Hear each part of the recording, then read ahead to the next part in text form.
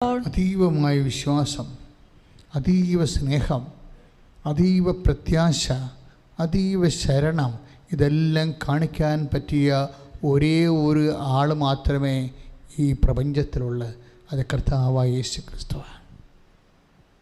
അവൻ ആരാധനയ്ക്ക് യോഗ്യനായത് കാരണം അവൻ തൻ്റെ വിശുദ്ധ ശരീരത്താൽ അതിലനുഭവിച്ച പീഡാസഹനങ്ങളാൽ അതിനേക്കാളുപരി ദൈവത്തോട് സമാനത മുറുകെ പിടിക്കേണ്ട കാര്യമായി അവൻ പരിഗണിക്കാതെ പിതാവിൻ്റെ പക്ഷത്തു നിന്ന് ഇറങ്ങി വന്നുകൊണ്ട് മാനവരാശിയുടെ ഉത്ഥാനത്തിന് വേണ്ടി സ്വന്തം ശരീരവും സ്വന്തം ജീവനും നമുക്ക് വേണ്ടി ചൊരിഞ്ഞവൻ, പിതാവായ ദൈവം സർവമഹത്വത്തോടെ ഉയർത്തുന്നേറ്റവൻ, ഒരു തിരുവോസ്തിയുടെ രൂപത്തിൽ നമ്മുടെ മുമ്പിലായിരിക്കുവാൻ വേണ്ടി മാത്രമേ എളിമ കാണിച്ചവൻ, അവൻ ആരാധനയ്ക്ക് യോഗ്യനാണ്. കൈയടിച്ച് കർത്താവിനെ സ്തുതിക്കട്ടെ. നാളെ നിങ്ങൾ കാണത്തില്ല എന്ന് പറഞ്ഞുകൊണ്ടാണ് മരുഭൂമിയിലേക്ക് തൻ്റെ മക്കളെ അവിടുന്ന് വാഗ്ദാന നാട്ടിലേക്ക് പറഞ്ഞേക്കണത്. ഏതെങ്കിലും ഒരു ക്ലേശങ്ങളിലൂടെയാണ് എൻ്റെ സഹോദരങ്ങൾ പോകുന്നുണ്ടെങ്കിൽ ദൈവം നിന്നോട് ആദ്യമായി അവസാനം പറയുന്നത് ഇതാണ്: ഇന്ന് കാണുന്ന ക്ലേശങ്ങൾ നാളെ നിങ്ങളുടെ ജീവിതത്തിൽ കാണത്തില്ല. പക്ഷേ ദൈവവേദലേ, ഈ ക്ലേശകാലത്ത് ദൈവം ആരാണെന്ന് നീ അറിയണം. നമ്മൾ കഴിഞ്ഞ ദിവസങ്ങളിലെല്ലാം വചനം വായിച്ചത് എന്താണ്? എന്നെ കണ്ടെത്താൻ ഞാൻ നിങ്ങളെ ഇടയാക്കും. ശ്രുതികടെ ഹല്ലേലൂയ ഹല്ലേലൂയ ഹല്ലേലൂയ ഹല്ലേലൂയ. 14 തിരുവചനം. നിങ്ങൾ എന്നെ കണ്ടെത്താൻ പറഞ്ഞേ നിങ്ങൾ എന്നെ കണ്ടെത്താൻ ഞാൻ ഇടയാക്കുമെന്ന് കർത്താവ് അരുളിച്ചെയ്യുന്നു. ഇപ്പം 2 തരത്തിൽ നമുക്ക് ദൈവത്തെ കണ്ടെത്താൻ കഴിയും. ഇനി ഇതുപോലെ തന്നെ ഇതിന് സമാനമായ വേറൊരു വചനമുണ്ട്. എന്താ ഈ വചനം എന്ന് പറയുന്നത്? വചനത്തിൽ എന്ത് എഴുതിയിരിക്കുന്നോ അതാണ് നമ്മുടെ ജീവിതത്തിൽ ദൈവം നടപടിയിൽ വരുത്തുന്നത്. എന്തനുഭവങ്ങൾ നമുക്കുണ്ടായാലും അതിനെല്ലാം കർത്താവിൻ്റെ വാഗ്ദാനമുണ്ടാകും, വാക്കിൻ്റെ ദാനമുണ്ടാകും. അല്ലാതെ വചനത്തിലില്ലാത്ത ഒരു സംഭവം നമ്മുടെ ജീവിതത്തിൽ നടക്കത്തില്ല. നമ്മുടെ ജീവിതത്തിൽ എന്തനുഭവിച്ചാൽ, ഇപ്പോൾ ഉദാഹരണത്തിന് ഈ ദിവസങ്ങളിൽ ഒരു സാക്ഷ്യം ഉണ്ടായി. ആ സാക്ഷ്യം പറഞ്ഞിരിക്കുന്നത് സന്ധ്യ അജി എന്ന് പറഞ്ഞ ഒരു മോളാണ്, പുനലൂരെന്ന് പറഞ്ഞിരിക്കുകയാണ്. അപ്പോൾ അവരുടെ സാക്ഷ്യം എന്ന് പറയണത് അവർക്ക് കൈക്ക് അലർജിയാണ്. 10 വർഷമായിട്ടുള്ള അലർജിയാണ് ഈ സന്ധ്യ അച്ചിക്ക്. 10 വർഷമായിട്ട് കൈ ഇങ്ങനെ പൊട്ടി അളിഞ്ഞിരിക്കുന്നതാണ്. സന്ധ്യാജിയുടെ ഒരൊറ്റ സാക്ഷ്യം എന്ന് വെച്ചാൽ അവർ ഓൺലൈനാണ് ഉടമ്പടി ആദ്യം ചെയ്തത്. പക്ഷേ 10 വർഷമാണെന്ന് ഓർക്കണം. ഓൺലൈൻ ഉടമ്പടി ചെയ്യുമ്പോൾ നമുക്കറിയാം, കൃപാസനത്തിൽ ദൈവം 3-4 അനുഗ്രഹത്തിൻ്റെ ചാലുകൾ തന്നിട്ടുണ്ട്. ഒന്ന് ഓൺലൈൻ ഉടമ്പടി, അതുപോലെ തന്നെ light a candle prayer request. ലോകത്തുള്ള എവിടെ ഇരുന്ന് കൊണ്ട് നിങ്ങൾക്ക് ഒരു അത്യാഹിത സമയത്ത് നമുക്ക് പെട്ടെന്ന് അതിനെ ഫോൺ ചെയ്ത് ആളെ കിട്ടിയോ ഇല്ലയോ ഒന്നുമില്ല, കമ്പ്യൂട്ടർ എടുത്തതിന് ശേഷം light a candle prayer request Kripasanam മരിയൻ്റെ അടിച്ച അപ്പോൾ നിങ്ങൾക്ക് നിങ്ങളുടെ വിഷയം കൃപാസനത്താർ ജീവനോടെ പ്രത്യക്ഷപ്പെട്ട പരിശുദ്ധ അമ്മയുടെ തിരുസന്നിധിയിലെ കൃപാസനത്തിൻ്റെ ആത്മീയ ആസ്തികളിലേക്ക്. ആത്മീയ ആസ്തികളെന്ന് പറയുന്നത് എന്താണ്? 1987 മുതൽ ഇന്ന് വരെ എങ്ങനെയായാലും ഒരു 100 കോടി ജപമാല ചൊല്ലിക്കാണാം.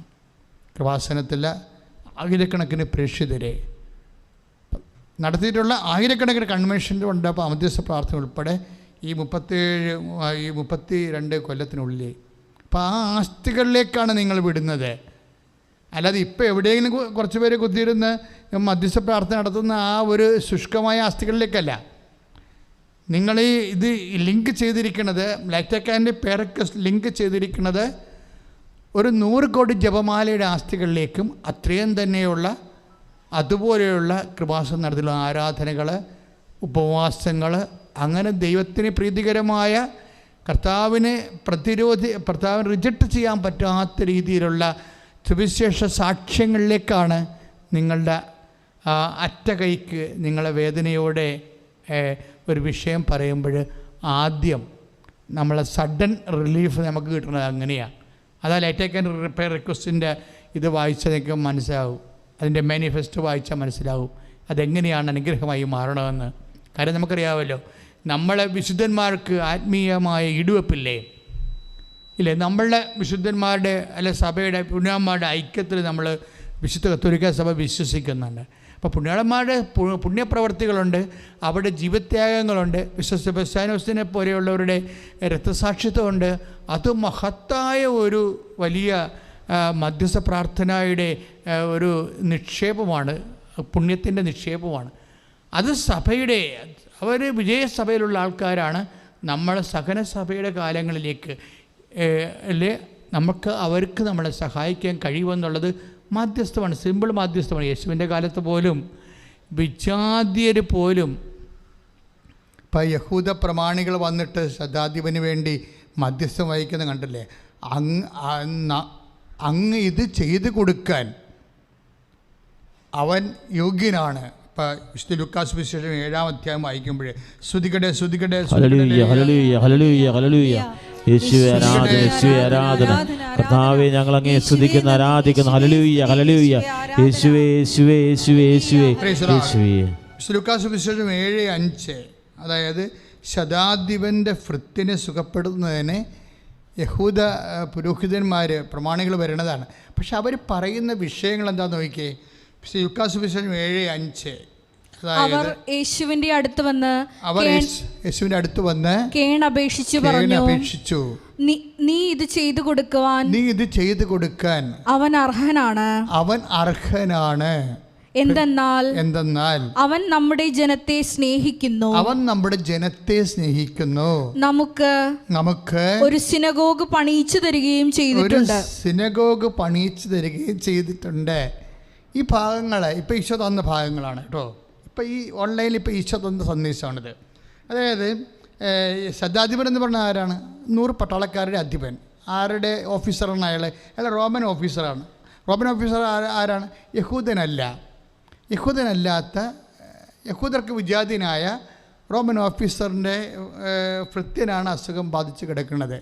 അപ്പോഴേ ശതാധിപന് നേരിട്ട് യേശുവിൻ്റെ അടുത്ത് വരാവുന്നതിന് അദ്ദേഹത്തിൻ്റെ ലിമിറ്റേഷൻസ് അദ്ദേഹത്തിനുണ്ട്. അദ്ദേഹം അത് പറയുന്നുണ്ട്. എന്തൊരു എളിമയോടെയാണ് മനുഷ്യൻ പറയണത്. അങ്ങേ നേരിട്ട് സമീപിക്കാൻ പോലും എനിക്ക് യോഗ്യതയില്ലെന്ന് ഞാൻ മനസ്സിലാക്കി. യേശുവിൻ്റെ അടുത്ത് മുമ്പിലൊക്കെ വരുമ്പോൾ ആ ഒരു ഡിസ്പോസിഷൻ അല്ലെങ്കിൽ പണിയായിരിക്കും. കാര്യം ദൈവം ആരാണെന്ന് അറിഞ്ഞ് പെരുമാറണം. പല ആൾക്കാർക്കും വരുന്ന അനുഭവങ്ങൾ എന്താ വെച്ചാൽ ദൈവം ആരാണെന്ന് അറിഞ്ഞ് പെരുമാറുന്നില്ല. ഇപ്പോൾ ഒരു ദേവാലയത്തിൻ്റെ വാതിക്ക് പോകുമ്പോൾ ഞങ്ങൾ വണ്ടിയിലാണ് പോകണമെങ്കിലും ദേവാലയം കണ്ടാൽ പാഞ്ഞു പോകുന്നു. ചിലപ്പോൾ 70 കിലോമീറ്റർ സ്പീഡിലാണ് പോണത്. പക്ഷേ ആ സ്പീഡിൽ തന്നെ വന്ന് തല ഒടിച്ചിടും അവിടെ. എന്താ കാര്യം? അതിൽ ഈശോ ഇരിപ്പുണ്ടെന്നൊരു ബോധമാണ്. വിശ്വാസമെന്ന് പറയുന്നത് എല്ലാത്തിനേക്കാൾ ഒരു പ്രഖ്യാപനം എന്നതിനേക്കാളുപരി പ്രഖ്യാപനം പിന്നീട് വരുന്നതാണ്. പക്ഷെ ആദ്യം വരുന്നത് ബോധമാണ്. ബോധം ഈശോയുടെ സാന്നിധ്യത്തെക്കുറിച്ച് ഒരു ബോധം വന്നാൽ ഈശോയെ നമുക്ക് അനുഭവിക്കാൻ കഴിയും. ആ ശതാധിപന് ഭയങ്കര ബോധമാണ് ഈശോയെക്കുറിച്ച്. അയാൾ എന്താ പറയണത്? അയാൾ പറയുന്നത് സ്തുതിക്കട്ടെ ഹല്ലേലൂയ. അവൻ വീടിനോടടുക്കാറായപ്പോൾ ആ ശതാധിപൻ തന്റെ സ്നേഹിതരിൽ ചിലരെ അയച്ച് അവനോട് പറഞ്ഞു, കർത്താവേ, അങ്ങ് ബുദ്ധിമുട്ടേണ്ട. അങ്ങ് എൻ്റെ വീട്ടിൽ പ്രവേശിക്കാൻ ഞാൻ യോഗ്യനല്ല. അതാണ് സംഭവം. ശതാധിപൻ തിരിച്ചു വരിക ഭൃത്യന്മാരുടെ പുറകെ അയാൾ എത്തുകയാണ് ഈശോയുടെ അടുത്ത്. പക്ഷേ ആ ഒരു വല്ലാത്തൊരു എത്തലായിപ്പോയി. എന്നിട്ട് ഈ മനുഷ്യൻ പറയണ വാക്കുകൾ ഭയങ്കരമാണ്. എന്താണ്? കർത്താവേ, അങ്ങ് ബുദ്ധിമുട്ടണ്ട. പിന്നെന്താ പറയണത്? അങ്ങ് എൻ്റെ വീട്ടിൽ പ്രവേശിക്കാൻ ഞാൻ യോഗ്യനല്ല. അങ്ങ് എൻ്റെ വീട്ടിൽ പ്രവേശിക്കാൻ ഞാൻ യോഗ്യനല്ല. അങ്ങയെ നേരിട്ട് സമീപിക്കാൻ പോലും എനിക്ക് യോഗ്യതയില്ല എന്ന് ഞാൻ വിചാരിച്ചു. അങ്ങയെ നേരിട്ട് സമീപിക്കാൻ പോലും എനിക്ക് യോഗ്യതയില്ലെന്ന് ഞാൻ വിചാരിച്ചു. അതാണ് സംഭവം. അങ്ങ് ഒരു വാക്ക് ഉച്ചരിച്ചാൽ മാത്രം മതി. എൻ്റെ ഭൃത്യൻ സുഖപ്പെട്ടുകൊള്ളും. എൻ്റെ മക്കളെ, ഇത് പറയണതൊക്കെ ഇങ്ങനെ ഞങ്ങൾ പറയുമ്പോൾ നിങ്ങൾ ഏറ്റു പറയും. പക്ഷേ അതല്ല പ്രശ്നം. ഇതിന് ഒരു അഭിഷേക ലെവലുണ്ട്. അയാൾ അങ്ങനത്തെ പറഞ്ഞതാണ്, അങ്ങ് ഒരു വാക്ക് പറഞ്ഞാൽ മതി, എന്ത് പറ്റും? എൻ്റെ ഭൃത്യൻ സുഖപ്പെട്ടുകൊള്ളും. പിന്നെ അദ്ദേഹം പറയണത് അദ്ദേഹത്തിൻ്റെ അധികാരത്തെക്കുറിച്ചാണ്. അദ്ദേഹത്തിൻ്റെ അധികാരമുണ്ട്, അധികാരത്തിന് വിധേയനാണ്, സീസറിൻ്റെ കീഴിലുള്ള ഓഫീസറാണ്, തൻ്റെ കീഴിൽ പടയാളികളുണ്ട്. പക്ഷേ ഒരാളോട് പോകാൻ പറയുമ്പോൾ അയാൾ പോകുന്നു, വരാൻ പറയുമ്പോൾ വരുന്നു. എല്ലാം എൻ്റെ ഒരു കൺകോണിൻ്റെ കൽപ്പനയിലാണ് ഞാൻ ഇവിടെ അത്രയും അധികാരം ജീവിക്കുകയാണ്. പക്ഷേ നീ ഇത്രയും പൊസിഷൻ എനിക്കുണ്ട്, പക്ഷേ അതൊന്നും ഒരു കഥയില്ല നിൻ്റെ മുമ്പിൽ വരുമ്പോൾ. ഇങ്ങനെ വല്ലാത്ത ഒരു എളിമയും വിനയത്തിൽ നിന്ന് ദൈവം ആരാണെന്ന് ആ മനുഷ്യൻ പ്രഖ്യാപിക്കുകയാണ്. അതൊരു തരം പ്രഖ്യാപനമാണ്. അപ്പോൾ ദൈവം ആരാണെന്ന് അറിയണത് മാത്രമല്ല, അറിഞ്ഞിട്ട് നമ്മൾ കാണിക്കുന്ന എൻ്റെ എക്സ്പ്രഷൻ ഇല്ലേ, ആരാധ്യമായ അവിടുത്തെ തിരുസന്നിധിയും മാലാഖമാർ പോലും ഭയന്ന് വിറക്കുന്ന തിരുസന്നിധിയിൽ ഒരു വ്യക്തി കാണിക്കുന്ന അഡ്ഹിയറൻസ് എന്ന് പറയുന്നത് ഒരു മെൻ്റൽ വർക്കല്ല, അത് ഒരു ബോഡി ലാംഗ്വേജായിട്ട് കൺവേർട്ട് ചെയ്യും. ഇപ്പം ഓരോ നേർച്ചപ്പാടുകളൊക്കെ ചെല്ലുമ്പോൾ ആൾക്കാർ നിരങ്ങി വരും, ചിലർ ഉരുണ്ട് വരും, ചിലർ മുട്ടയും അടിച്ച് നടക്കും. ഇതിൻ്റെ എല്ലാത്തിൻ്റെ പിന്നിൽ ഒരു സമർപ്പണത്തിൻ്റെ, പക്ഷേ ഇതൊക്കെ ചെയ്യുന്നവരിത് അറിഞ്ഞുകൊണ്ടാണ് ചെയ്യണമെന്ന് അറിയത്തില്ല. അവിടെയാണ് ഈ പ്രശ്നം വന്നിരിക്കുന്നത്. ഇതൊക്കെ അറിഞ്ഞുകൊണ്ടാണ് ഒരു വ്യക്തി ചെയ്യണമെങ്കിൽ അത് ഒരു വലിയ ചീത്താണ്. ഞാൻ എന്തെങ്കിലും പറഞ്ഞാൽ വെച്ചാൽ അവരൊക്കെ പെട്ടെന്ന് ഇങ്ങനെ ദൈവത്തെ അനുഭവിക്കും. ബൈബിളെന്ന് പറയണത് എങ്ങനെ പെട്ടെന്ന് ദൈവത്തെ അനുഭവിക്കാവുന്ന ലോകത്തോട് പറയുന്ന ഏറ്റവും ലളിതമായ ഏറ്റവും വലിയ പുസ്തകമാണ്. എങ്ങനെ ദൈവത്തെ എത്ര പെട്ടെന്ന് അനുഭവിക്കാം കർത്താവിനെ കാണുമ്പോഴേ. പക്ഷെ അങ്ങനെയുള്ള ആരാധനയ്ക്കുള്ള ഒരു സമർപ്പണമില്ലേ, അത് നമ്മൾക്ക് അഭിഷേകമായിട്ട് കിട്ടണം. ഇപ്പം നമുക്കൊക്കെ ഉള്ളത് അപ്പൂപ്പന്മാർ പറഞ്ഞ, അപ്പം പറഞ്ഞ, അമ്മ പറഞ്ഞൊക്കെ ഉള്ളതാണ്. അതുകൊണ്ട് അവർ പറഞ്ഞത് കൊണ്ട് നമ്മൾ ഇങ്ങനെ ആചരിച്ചു പോകണം. അതല്ല, നമ്മുടെ ആത്മാവിൽ തന്നെ ഒരു അവബോധവും ഒരു തിരിച്ചറിവൊക്കെ വന്നിട്ട് നമുക്ക് അഭിഷേകമായിട്ട് കിട്ടും നമ്മുടെ ഉള്ളിൽ നിന്ന്. അങ്ങനെ വരണം. അങ്ങനെ വരുമ്പോഴാണ് നമ്മുടെ ഇതിൻ്റെ ഒരു ഫേസ് ലിഫ്റ്റിംഗ് വരണത് നമ്മുടെ വിശ്വാസത്തിന്. ഒന്ന് പ്രാർത്ഥിച്ചേ. കർത്താവേ, ഞങ്ങൾക്ക് പകർന്നു കിട്ടിയ വിശ്വാസത്തെക്കാളും ഞങ്ങൾക്ക് സ്വന്തമായി ഒരു അനുഭവവും അഭിഷേകവും ആന്തരിക ബോധ്യവും ലഭിക്കാൻ ഞങ്ങളെ ഇപ്പോഴേ ഈ നിമിഷം ആരാധനെ ഞങ്ങളെ അനുഗ്രഹിക്കണമേ. ശ്രദ്ധിക്കട്ടെ. കാരണം എൻ്റെ മനസ്സിലുണ്ടായിരുന്നത്, പ്രാർത്ഥിച്ചപ്പോൾ മനസ്സൊരുങ്ങിയിരുന്ന കുറച്ച് വിഷയങ്ങൾ ഈശോ അങ്ങ് മാറ്റുകയാണെന്ന് തോന്നുന്നത്. അതായത് ഇപ്പോൾ വിശ്വാസത്തെ ലെവലിനെക്കുറിച്ച്, ശതാധിപനെക്കുറിച്ച് അത് ഓൺലൈനിൽ സന്ദേശമായി കയറി വന്ന വചനങ്ങളാണ്. അതാണ് 7:5 ലൂക്കാ സുവിശേഷത്തിൽ നമ്മൾ കണ്ടത്, ശതാധിപൻ്റെ ഒരു വിശ്വാസം. ഇനി ഏതാണ്ട് അതേ റാങ്കിലുള്ള വിശ്വാസം വരണത് രാജസേവകൻ്റെ ഭൃത്യനെ ഈശോ സുഖപ്പെടുത്തണം. അത് യോഹന്നാൻ്റെ സുവിശേഷമാണ്, 4-ാം അധ്യായത്തിൽ 50-ാമത്തെ തിരുവചനം. വിശുദ്ധ യോഹന്നാൻ്റെ സുവിശേഷം 4-ാം അധ്യായം 50-ാമത്തെ തിരുവചനം. യേശു പറഞ്ഞ വചനം വിശ്വസിച്ച് അവൻ പോയി. പോകും വഴി മകൻ സുഖം പ്രാപിച്ചിരിക്കുന്നു എന്ന വാർത്തയുമായി ഭൃത്യന്മാർ എതിരെ വന്നു. Praise the Lord. യേശു പറഞ്ഞ ആ വാക്ക് പറഞ്ഞ്, യേശു പറഞ്ഞ വചനം വിശ്വസിച്ച് അവൻ പോയി. പോകും വഴി മകൻ സുഖം പ്രാപിച്ചിരിക്കുന്നു എന്ന വാർത്തയുമായി ഭൃത്യന്മാർ എതിരെ വന്നു. രാജസേവന്റെ ഭൃത്യന് പനിയാണ്, കളച്ചിലായ പനിയാണ്, മരണകരമായ പനി. ഇപ്പം യഹൂദ അധികാരികൾ വിളിച്ചിട്ട് യേശുവിൻ്റെ അടുത്ത് വിടുന്നൊരു ഭാഗമാണിത്. അതായത് ഈ വിഷയത്തിൽ 50 വരണ വചനം, യേശു പറഞ്ഞ വചനം വിശ്വസിച്ച് അവൻ പോയി. ഇതിലെന്നാ പറ്റിയത്? 51 പോകും വഴി മകൻ സുഖം പ്രാപിച്ചിരിക്കുന്നു എന്ന വാർത്തയുമായി ഭൃത്യനെതിരെ വന്നു. അപ്പം പിന്നെ ചോദിക്കണത് ഏത് സമയത്താണ് അവൻ സൗഖ്യം പ്രാപിച്ചത് എന്ന് ചോദിക്കുമ്പോൾ ഈശോയെ കണ്ട് ഈശോ പറഞ്ഞു. ഈശോ എന്താ പറഞ്ഞു? 4:49 അതാണ് ഈശോ പറഞ്ഞ വാക്ക് ഉള്ളത്. യേശു പറഞ്ഞു പൊയ്ക്കൊള്ളുക, നിന്റെ മകൻ ജീവിക്കും. Praise the Lord. അതാണ് വാക്കതാണ്, യേശു പറഞ്ഞ വാക്കതാണ്. എന്താണ്? പൊയ്ക്കൊള്ളുക, നിന്റെ മകൻ ജീവിക്കും. അപ്പോൾ ഇവിടെ വരുന്ന വിഷയം, നമ്മളിതൊക്കെ ഒത്തിരി കേട്ടവരാണ്, പക്ഷെ കേട്ടതല്ല പ്രശ്നം. കൃപാസനത്തിൻ്റെ ശുശ്രൂഷകൾ കേൾക്കുമ്പോൾ എപ്പോഴും നിങ്ങൾ ഓർക്കേണ്ടത്, കർത്താവിയുടെ വചനം വിശദീകരിക്കുന്നത് ഏതെങ്കിലും ഒരു പുസ്തകം നോക്കിയോ അല്ലെങ്കിൽ ആരെങ്കിലും പറഞ്ഞത് കേട്ടോ ഞാൻ ഇന്നുവരെ നിങ്ങളോടൊന്നും പറഞ്ഞിട്ടില്ല. ഈശോ തന്നെ നേരിട്ട് പറയണം. വചനം വായിക്കുമ്പോൾ ഈശോ വെളിപാട് നൽകണം, അല്ലെങ്കിൽ സുവിശേഷ ശുശ്രൂഷയുടെ സമയത്ത് ഈശോ വെളിപാട് നൽകണം. ആ ഒരു നിശ്ചയദാർഢ്യത്തിലാണ് നമ്മൾ ഈശോയെ ആശ്രയിച്ചാണ് ആൾക്കാരെ നിൽക്കുന്നത്. ഇപ്പം നമ്മൾ 2 വിശ്വാസം നമുക്ക് കിട്ടി. എന്താണ്? ഒന്ന് രാജസേവകൻ്റെ, ഒന്ന് ശതാധിപൻ്റെ.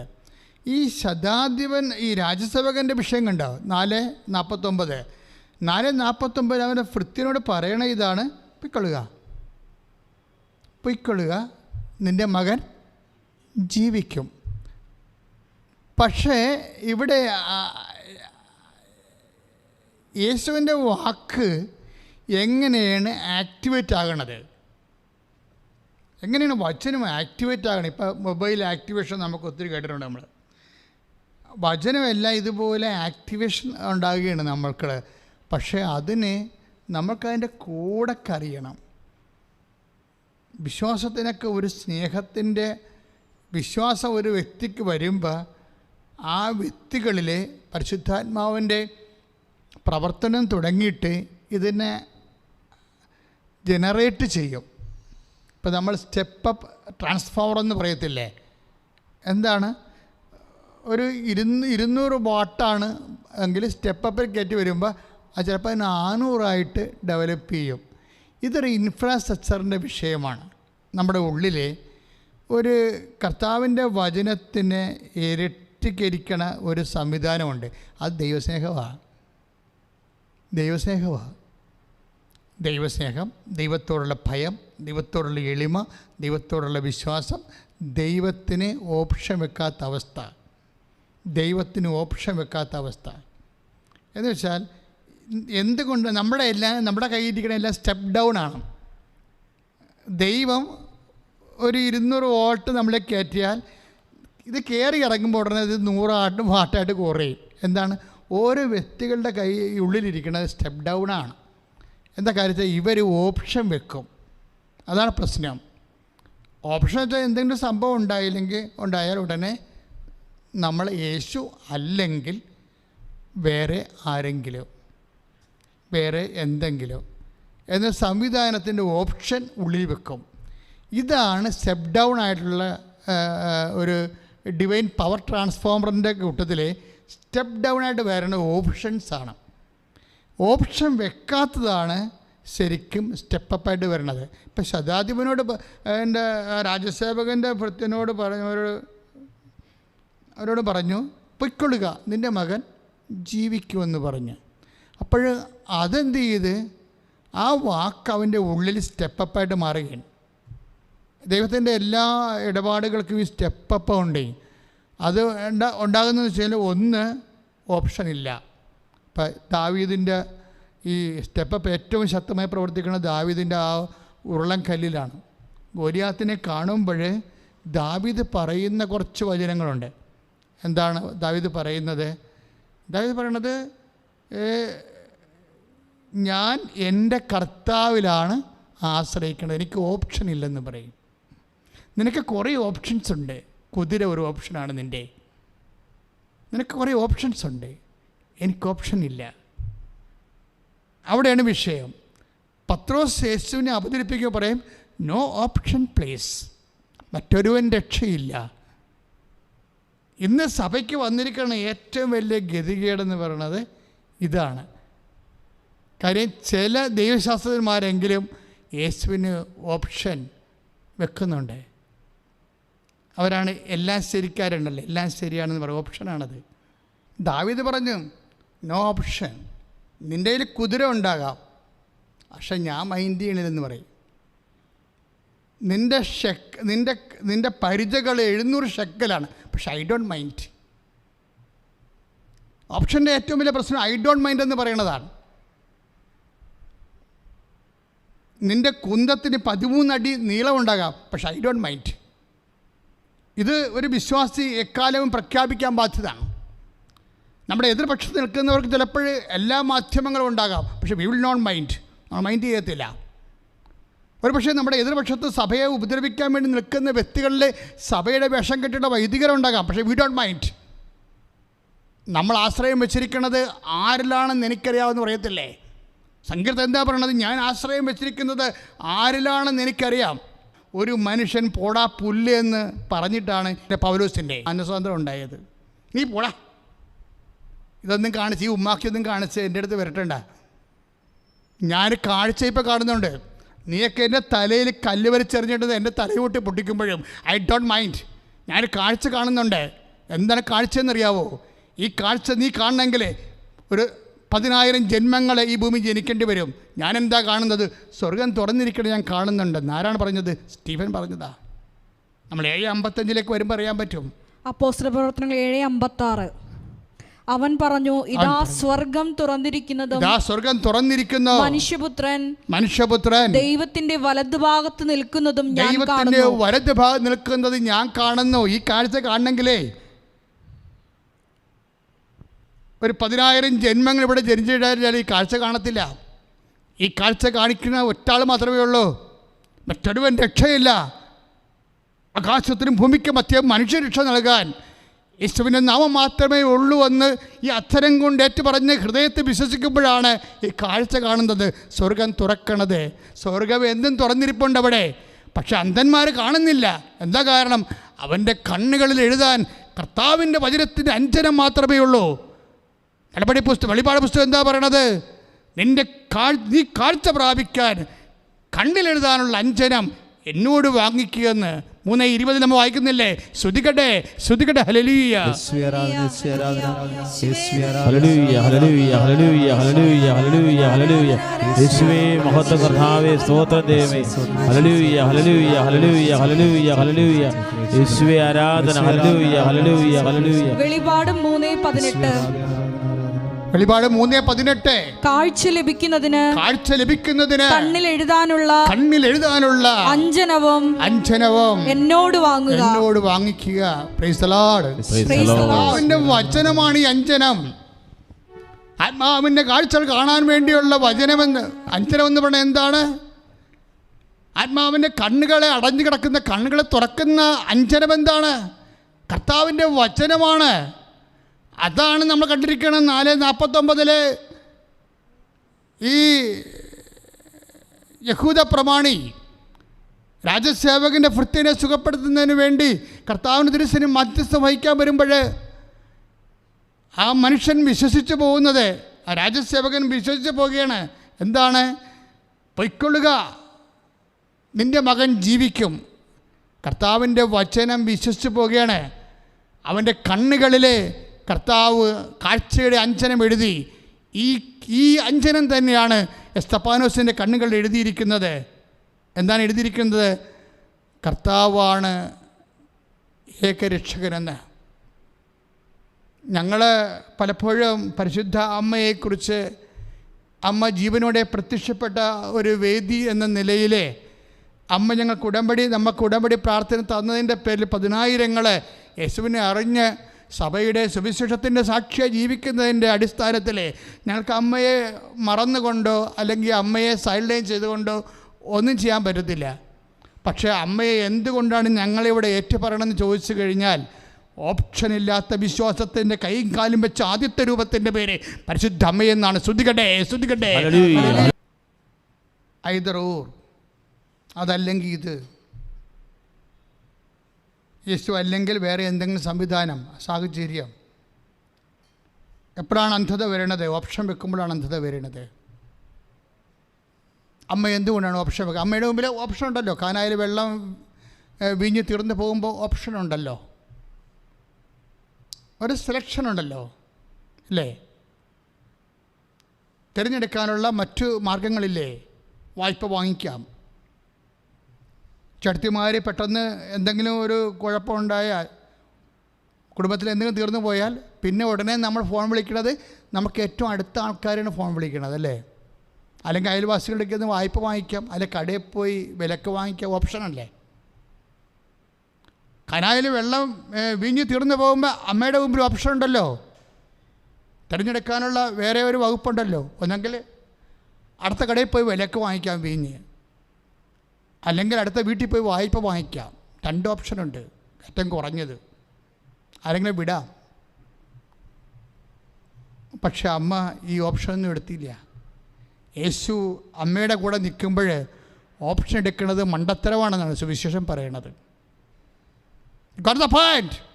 യേശു നിൻ്റെ കുടുംബത്തിൽ ജീവിക്കുമ്പോൾ നീ നിൻ്റെ ജീവിതത്തിൻ്റെ ആദ്യത്തെ റെഫറൻസ്, ആ റെഫറൻസിൻ്റെ പേര് യേശു ക്രിസ്തു എന്നാണ്. അത് പെട്ടെന്ന് ഇമ്മീഡിയറ്റ് റീസൺ ആയിരിക്കണം. Immediate first reference. ഈ ഫസ്റ്റ് റെഫറൻസ് യേശു ആകണമെങ്കിൽ അതനുസരിച്ച് മൈൻഡ് പ്രോഗ്രാം ചെയ്യണം. നമുക്ക് പെട്ടെന്ന് വിശ്വാസം പ്രോഗ്രാം ചെയ്യും. ഇപ്പം നമുക്ക് പെട്ടെന്ന് ഒരു സൈക്കിൾ ഇടിച്ച് എൻ്റെ അമ്മയെ എന്ന് വിളിക്കുമ്പോൾ സ്വന്തം അമ്മേനെ വിളിക്കണത് ആദ്യം. അല്ലെങ്കിൽ ചിലർ എൻ്റെ മാതാവേ എന്ന് വിളിക്കും, അല്ലേ? അപ്പോൾ അവരുടെ ഫസ്റ്റ് ഓപ്ഷൻ പ്രോഗ്രാംഡ് കറക്റ്റാണ്. പക്ഷെ നമ്മൾ ചെയ്യണത് എന്താണ്? ചെയ്യണത് ആദ്യം മരുന്ന് ചെയ്യും, പിന്നെയാണ് പ്രാർത്ഥിക്കുന്നത്. സെക്കൻഡ് ഓപ്ഷനാണ് വരണത്. മരുന്ന് ചെയ്യേണ്ടതെന്നല്ല എൻ്റെ അർത്ഥം. മരുന്ന് ചെയ്യുമ്പോഴും ഞങ്ങളൊക്കെ ചെയ്യുന്ന പോലെ വിശ്വാസ പ്രമാണം ചെയ്തുകൊണ്ടിരിക്കും. എന്താ കാര്യം? മരുന്നോ ലേപനോ അല്ല, അങ്ങയുടെ വചനമാണ് ഞങ്ങളെ സുഖപ്പെടുന്നത്. ഇതെല്ലാം മനുഷ്യന് കൊടുത്ത അറിവാണ്. ആ അറിവിനേക്കാൾ വലുതാണ് ആ മരുന്ന് ശരീരത്തിൽ പിടിക്കാനുള്ള കർത്താവിൻ്റെ കൃപ. പക്ഷേ ഇത് ഫസ്റ്റ് ഓപ്ഷനിൽ വരണം. അപ്പോഴാണ് സ്റ്റെപ്പ് എന്ന് ഞാൻ പറഞ്ഞില്ലേ. നമുക്ക് കിട്ടിയിരിക്കുന്ന വിശ്വാസം അത് പലപ്പോഴും സ്റ്റെപ്പ് ഡൗൺ ആയി പോകാൻ കാര്യം എന്താണ്? സെക്കൻഡ് ഓപ്ഷൻ വരുന്നത് കൊണ്ടാണ്.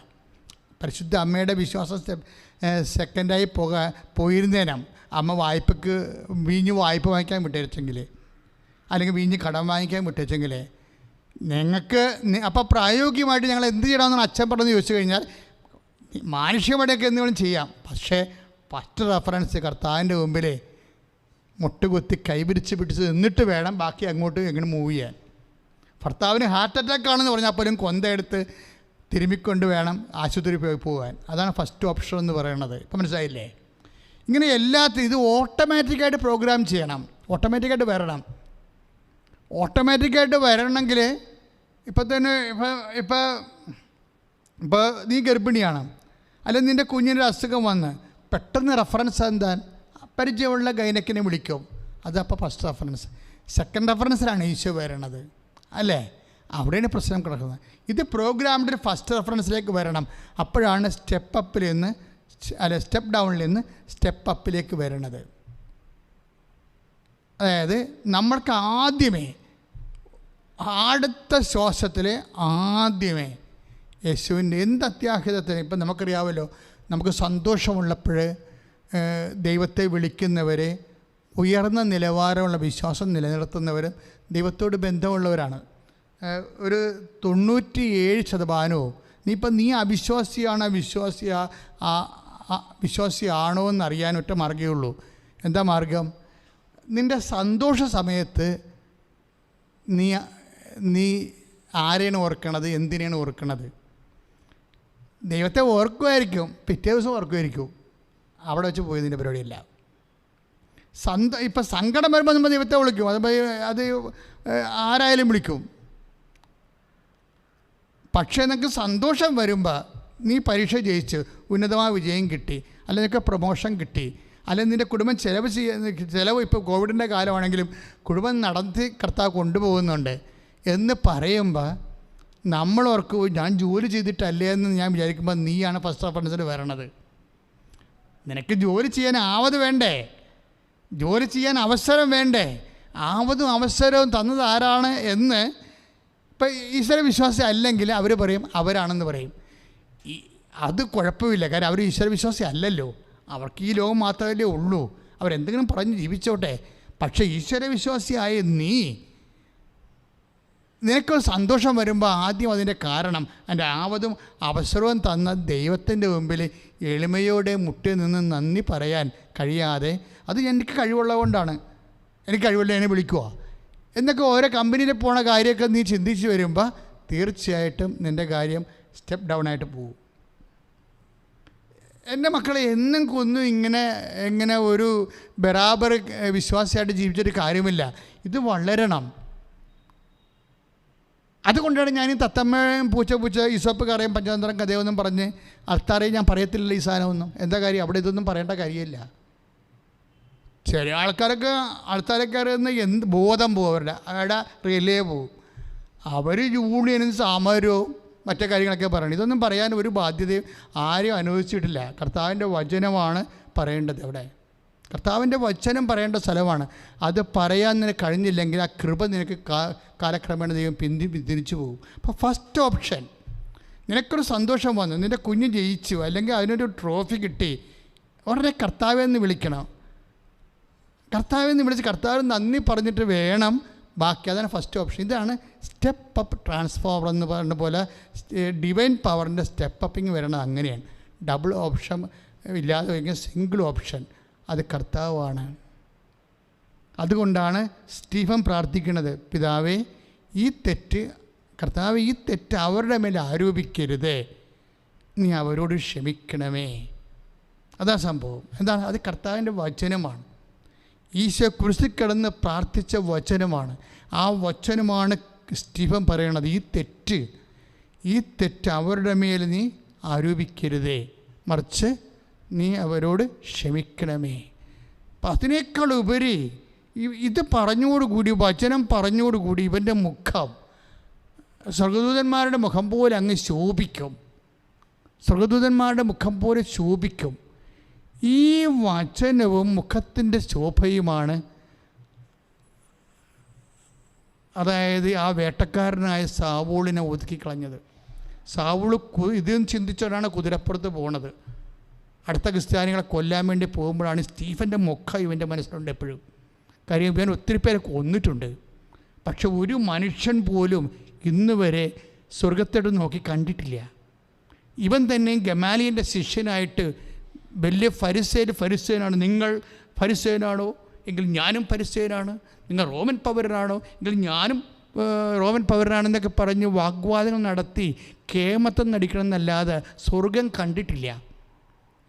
അപ്പം തങ്ങൾ കല്ലെറിയുന്ന ഒരു മനുഷ്യൻ, കല്ലെറിഞ്ഞ് കൊല്ലാൻ പോകുന്ന മനുഷ്യൻ ശത്രുക്ക് വേണ്ടി പ്രാർത്ഥിച്ചിട്ട് അവൻ സ്വർഗം കണ്ട് എന്ന് പറയുമ്പോൾ, ഞാൻ ഈ കാലങ്ങളെല്ലാം പ്രാർത്ഥിച്ച പഴയ നിയമത്തിൻ്റെ മുഴുവൻ വചനങ്ങൾ, മുഴുവൻ സങ്കീർത്തനങ്ങൾ ഞാൻ പഠിച്ചു, ഗമാലിയേലിൻ്റെ പാദാന്ത്യത്തിൽ ഇരുന്ന് ഞാനിതെല്ലാം കേട്ടു എന്നൊക്കെ പറഞ്ഞിട്ടും ഇന്ന് വരെ സ്വർഗം കണ്ടിട്ടില്ല. അങ്ങേരി സ്വർഗം കാണണമെങ്കിലേ, സ്വർഗത്തെ വെറുതെ ഒന്ന് കാണുകയെങ്കിലും ചെയ്യണമെങ്കിലേ അവൻ കർത്താവ് യേശുക്രിസ്തു നാമം വിളിച്ച് അപേക്ഷിക്കണമെന്ന് സാവൂളിന് മനസ്സിലായി. അതോടുകൂടി ഇടിമിന്നലേറ്റ് അവൻ വീഴും. സാവൂൾ അങ്ങ് ആരാണെന്ന് ചോദിക്കുമ്പോൾ പറയും, നീ പീഡിപ്പിക്കുന്ന യേശുവാണ്. പിന്നെയാണ് സ്വർഗം കാണാനുള്ള യാത്ര പൗലോസ് തുടങ്ങണത്. പൗലോസ് പറയണത് 14 വർഷത്തിന് മുമ്പ് ഞാൻ സ്വർഗം കണ്ടെന്ന് പറയും. അത് ആത്മാവോട് കൂടിയാണോ ശരീരത്തോടു കൂടിയാണോ എനിക്കറിയില്ല, പക്ഷെ ഞാൻ കണ്ടു. അപ്പോൾ കർത്താവിൻ്റെ വേദസാക്ഷികളെ ക്രിസ്തീയ ജീവിതത്തിൻ്റെ മുന്നോട്ടുള്ള ഓരോ സഹന സമയങ്ങളിലും എന്താ പറയണത്? നമ്മൾ കർത്താവിൻ്റെ വചനം, കൊളോസ്യൻസ് 3 അധ്യായമൊക്കെ വായിക്കുമ്പോൾ കൊളോസ്യസ് 3 അധ്യായത്തിൽ ഒത്തിരിയേറെ വചനങ്ങൾ ദൈവികമായ രഹസ്യങ്ങളുള്ളതാണ്. ഈ 3 അധ്യായങ്ങളിൽ നിന്ന് തന്നെയാണ് ക്രിസ്തുവിനെക്കുറിച്ച് കൂടുതൽ നമ്മൾ പൗലോസിൽ നിന്ന് അനുഭവങ്ങൾ അറിയണത്. പൗലോസ് എന്താ പറഞ്ഞത്? ക്രിസ്തു എല്ലാമാണെന്ന് പറഞ്ഞല്ലേ. അച്ഛൻ ഇടയ്ക്ക് പറയുന്ന വചനമാണ്. കാര്യം എനിക്ക് അഭിഷേകം കിട്ടിയ വചനമാണത്. എൻ്റെ ശുശ്രൂഷക്കാലത്ത് എനിക്ക് മാത്രം ദൈവം തിരിഞ്ഞു തന്നൊരു വചനമാണത്. ഞാൻ എപ്പോഴും പറയും അത്. പക്ഷെ ഒരു തരത്തിലല്ല, പലതരത്തിൽ പറയും. പലതരത്തിൽ കർത്താവ് എന്നോട് പറഞ്ഞതാണ് സുവിശേഷം. എന്താണ്? ക്രിസ്തു എല്ലാമാണ്. കൊളോസ്യസ് 3:11 വായിക്കത്തില്ലേ? ക്രിസ്തു എല്ലാമാണ്. അതാണ് ഈ ഓപ്ഷൻ ഇല്ലാത്തത്. എന്തുകൊണ്ടാണ് ഞാൻ ഓപ്ഷൻ്റെ കാര്യം പറഞ്ഞില്ലേ? തിരഞ്ഞെടുപ്പ്. അതായത് ക്രിസ്തു എല്ലാമാണ്. പിന്നെ എന്താണ്? എല്ലാവരിലുമാണ്. ഈ ക്രിസ്തു എല്ലാമാണ്, എല്ലാവരിലുമാണെന്ന് പൗലോസ് എത്രയോ വർഷം കഴിഞ്ഞാൽ മനസ്സിലാക്കിയത്. പക്ഷെ ആദ്യം മനസ്സിലാക്കിയത് ആരാണ്? അമ്മയാണ്. അതാണ് അമ്മയ്ക്ക് ഓപ്ഷൻ ഇല്ലാതെ വന്നത്. പെട്ടെന്ന് അമ്മ വീഞ്ഞ് തീർന്നു പോയപ്പോഴേ, അവിടെ വീഞ്ഞ് തീർന്നു പോയപ്പോൾ പെട്ടെന്ന് അമ്മ വായ്പയ്ക്ക് വിടാതെയോ വിലക്ക് വാങ്ങിക്കാൻ വിടാതെയോ നേരെ ഈശോൻ്റെ അടുത്ത് വരാൻ കാര്യം എന്താണ്? ക്രിസ്തു എല്ലാമായതുകൊണ്ടാണ്. മനസ്സിലായോ? ക്രിസ്തു എല്ലാമാണെന്ന് അമ്മയ്ക്കുണ്ടായിരുന്ന ബോധം ഒരു വിശ്വാസിക്ക് ഉണ്ടായിക്കഴിഞ്ഞാൽ നമ്മുടെ ഓപ്ഷൻ പോകും. എന്താണ്? നമ്മൾ അവിടെ ഇവിടെ അന്വേഷിച്ച് ആശ്രയിക്കത്തില്ല. ആദ്യം യേശുവിൽ തന്നെ അന്വേഷിക്കും. ഈ ഓപ്ഷൻ്റെ പ്രശ്നങ്ങൾ ഭയങ്കര സീരിയസാണ്. ഓപ്ഷനെ മലയാളത്തിൽ എന്നാ പറയണ? തിരഞ്ഞെടുപ്പ്. അതായത് ഐദർ ഓറായിട്ട് നമ്മൾ തിരഞ്ഞെടുക്കുന്നത്. ഇത് വിശ്വാസത്തിൻ്റെ വലിയൊരു സംഭവമാണ്. വിശ്വാസ ജീവിതത്തിൻ്റെ വലിയൊരു സംഭവമാണെന്ന് ഇപ്പോൾ ഈശോ പറയണത്.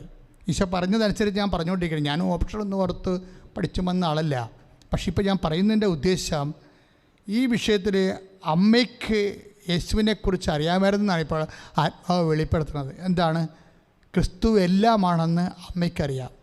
കൊളോസ്യസ് 3:11 പത്രോസ് എഴുതുന്നതിന് മുമ്പ് എത്രയോ വർഷം മുമ്പേ അമ്മയ്ക്കറിയാം ക്രിസ്തു എല്ലാമാണ്. അതുകൊണ്ടാണ് അമ്മ വീഞ്ഞ് തീർന്നു പോയപ്പോൾ ഓപ്ഷൻ വെക്കാതെ, അയൽവാസിയുടെ വീട്ടിൽ പോയി വായ്പ ചോദിക്കാതെ, അടുത്ത കടയിൽ പോയി വിലക്ക് വാങ്ങിക്കാതെ ക്രിസ്തുവിൻ്റെ അടുത്ത് തന്നെയാണ് വന്നത്.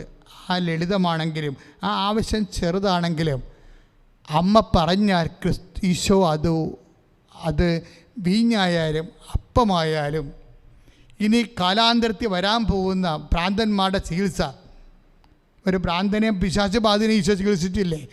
അത് തൊട്ട് ഒരു മനുഷ്യനെ രക്തസ്രാവ രോഗിയുടെ ചികിത്സ, ജായറൂസിൻ്റെ മകളെ ഉയർത്തെഴുന്നേൽപ്പ്, ഇങ്ങനെ ഒരു മനുഷ്യൻ്റെ ജീവിതത്തിൽ വരാൻ പോകുന്ന എല്ലാ വിഷയങ്ങളും ക്രിസ്തുവിലുണ്ടെന്ന്, ക്രിസ്തു എല്ലാമാണെന്ന് ആദ്യം മനസ്സിലാക്കിയ ആൾ അമ്മയാണ്. അതാണ് കാനായിലെ കല്യാണത്തിൻ്റെ അടിസ്ഥാനം. ക്രിസ്തു എല്ലാമാണ്, എല്ലാവരിലുമാണ് എന്ന് ആദ്യം മനസ്സിലാക്കിയത് അമ്മയാണെങ്കിൽ, അമ്മയുടെ മധ്യസ്ഥതയിൽ നമ്മൾ ഉടമ്പടി എടുക്കുമ്പോൾ നമുക്ക് ഈ ഓപ്ഷൻ ഉണ്ടാകണം.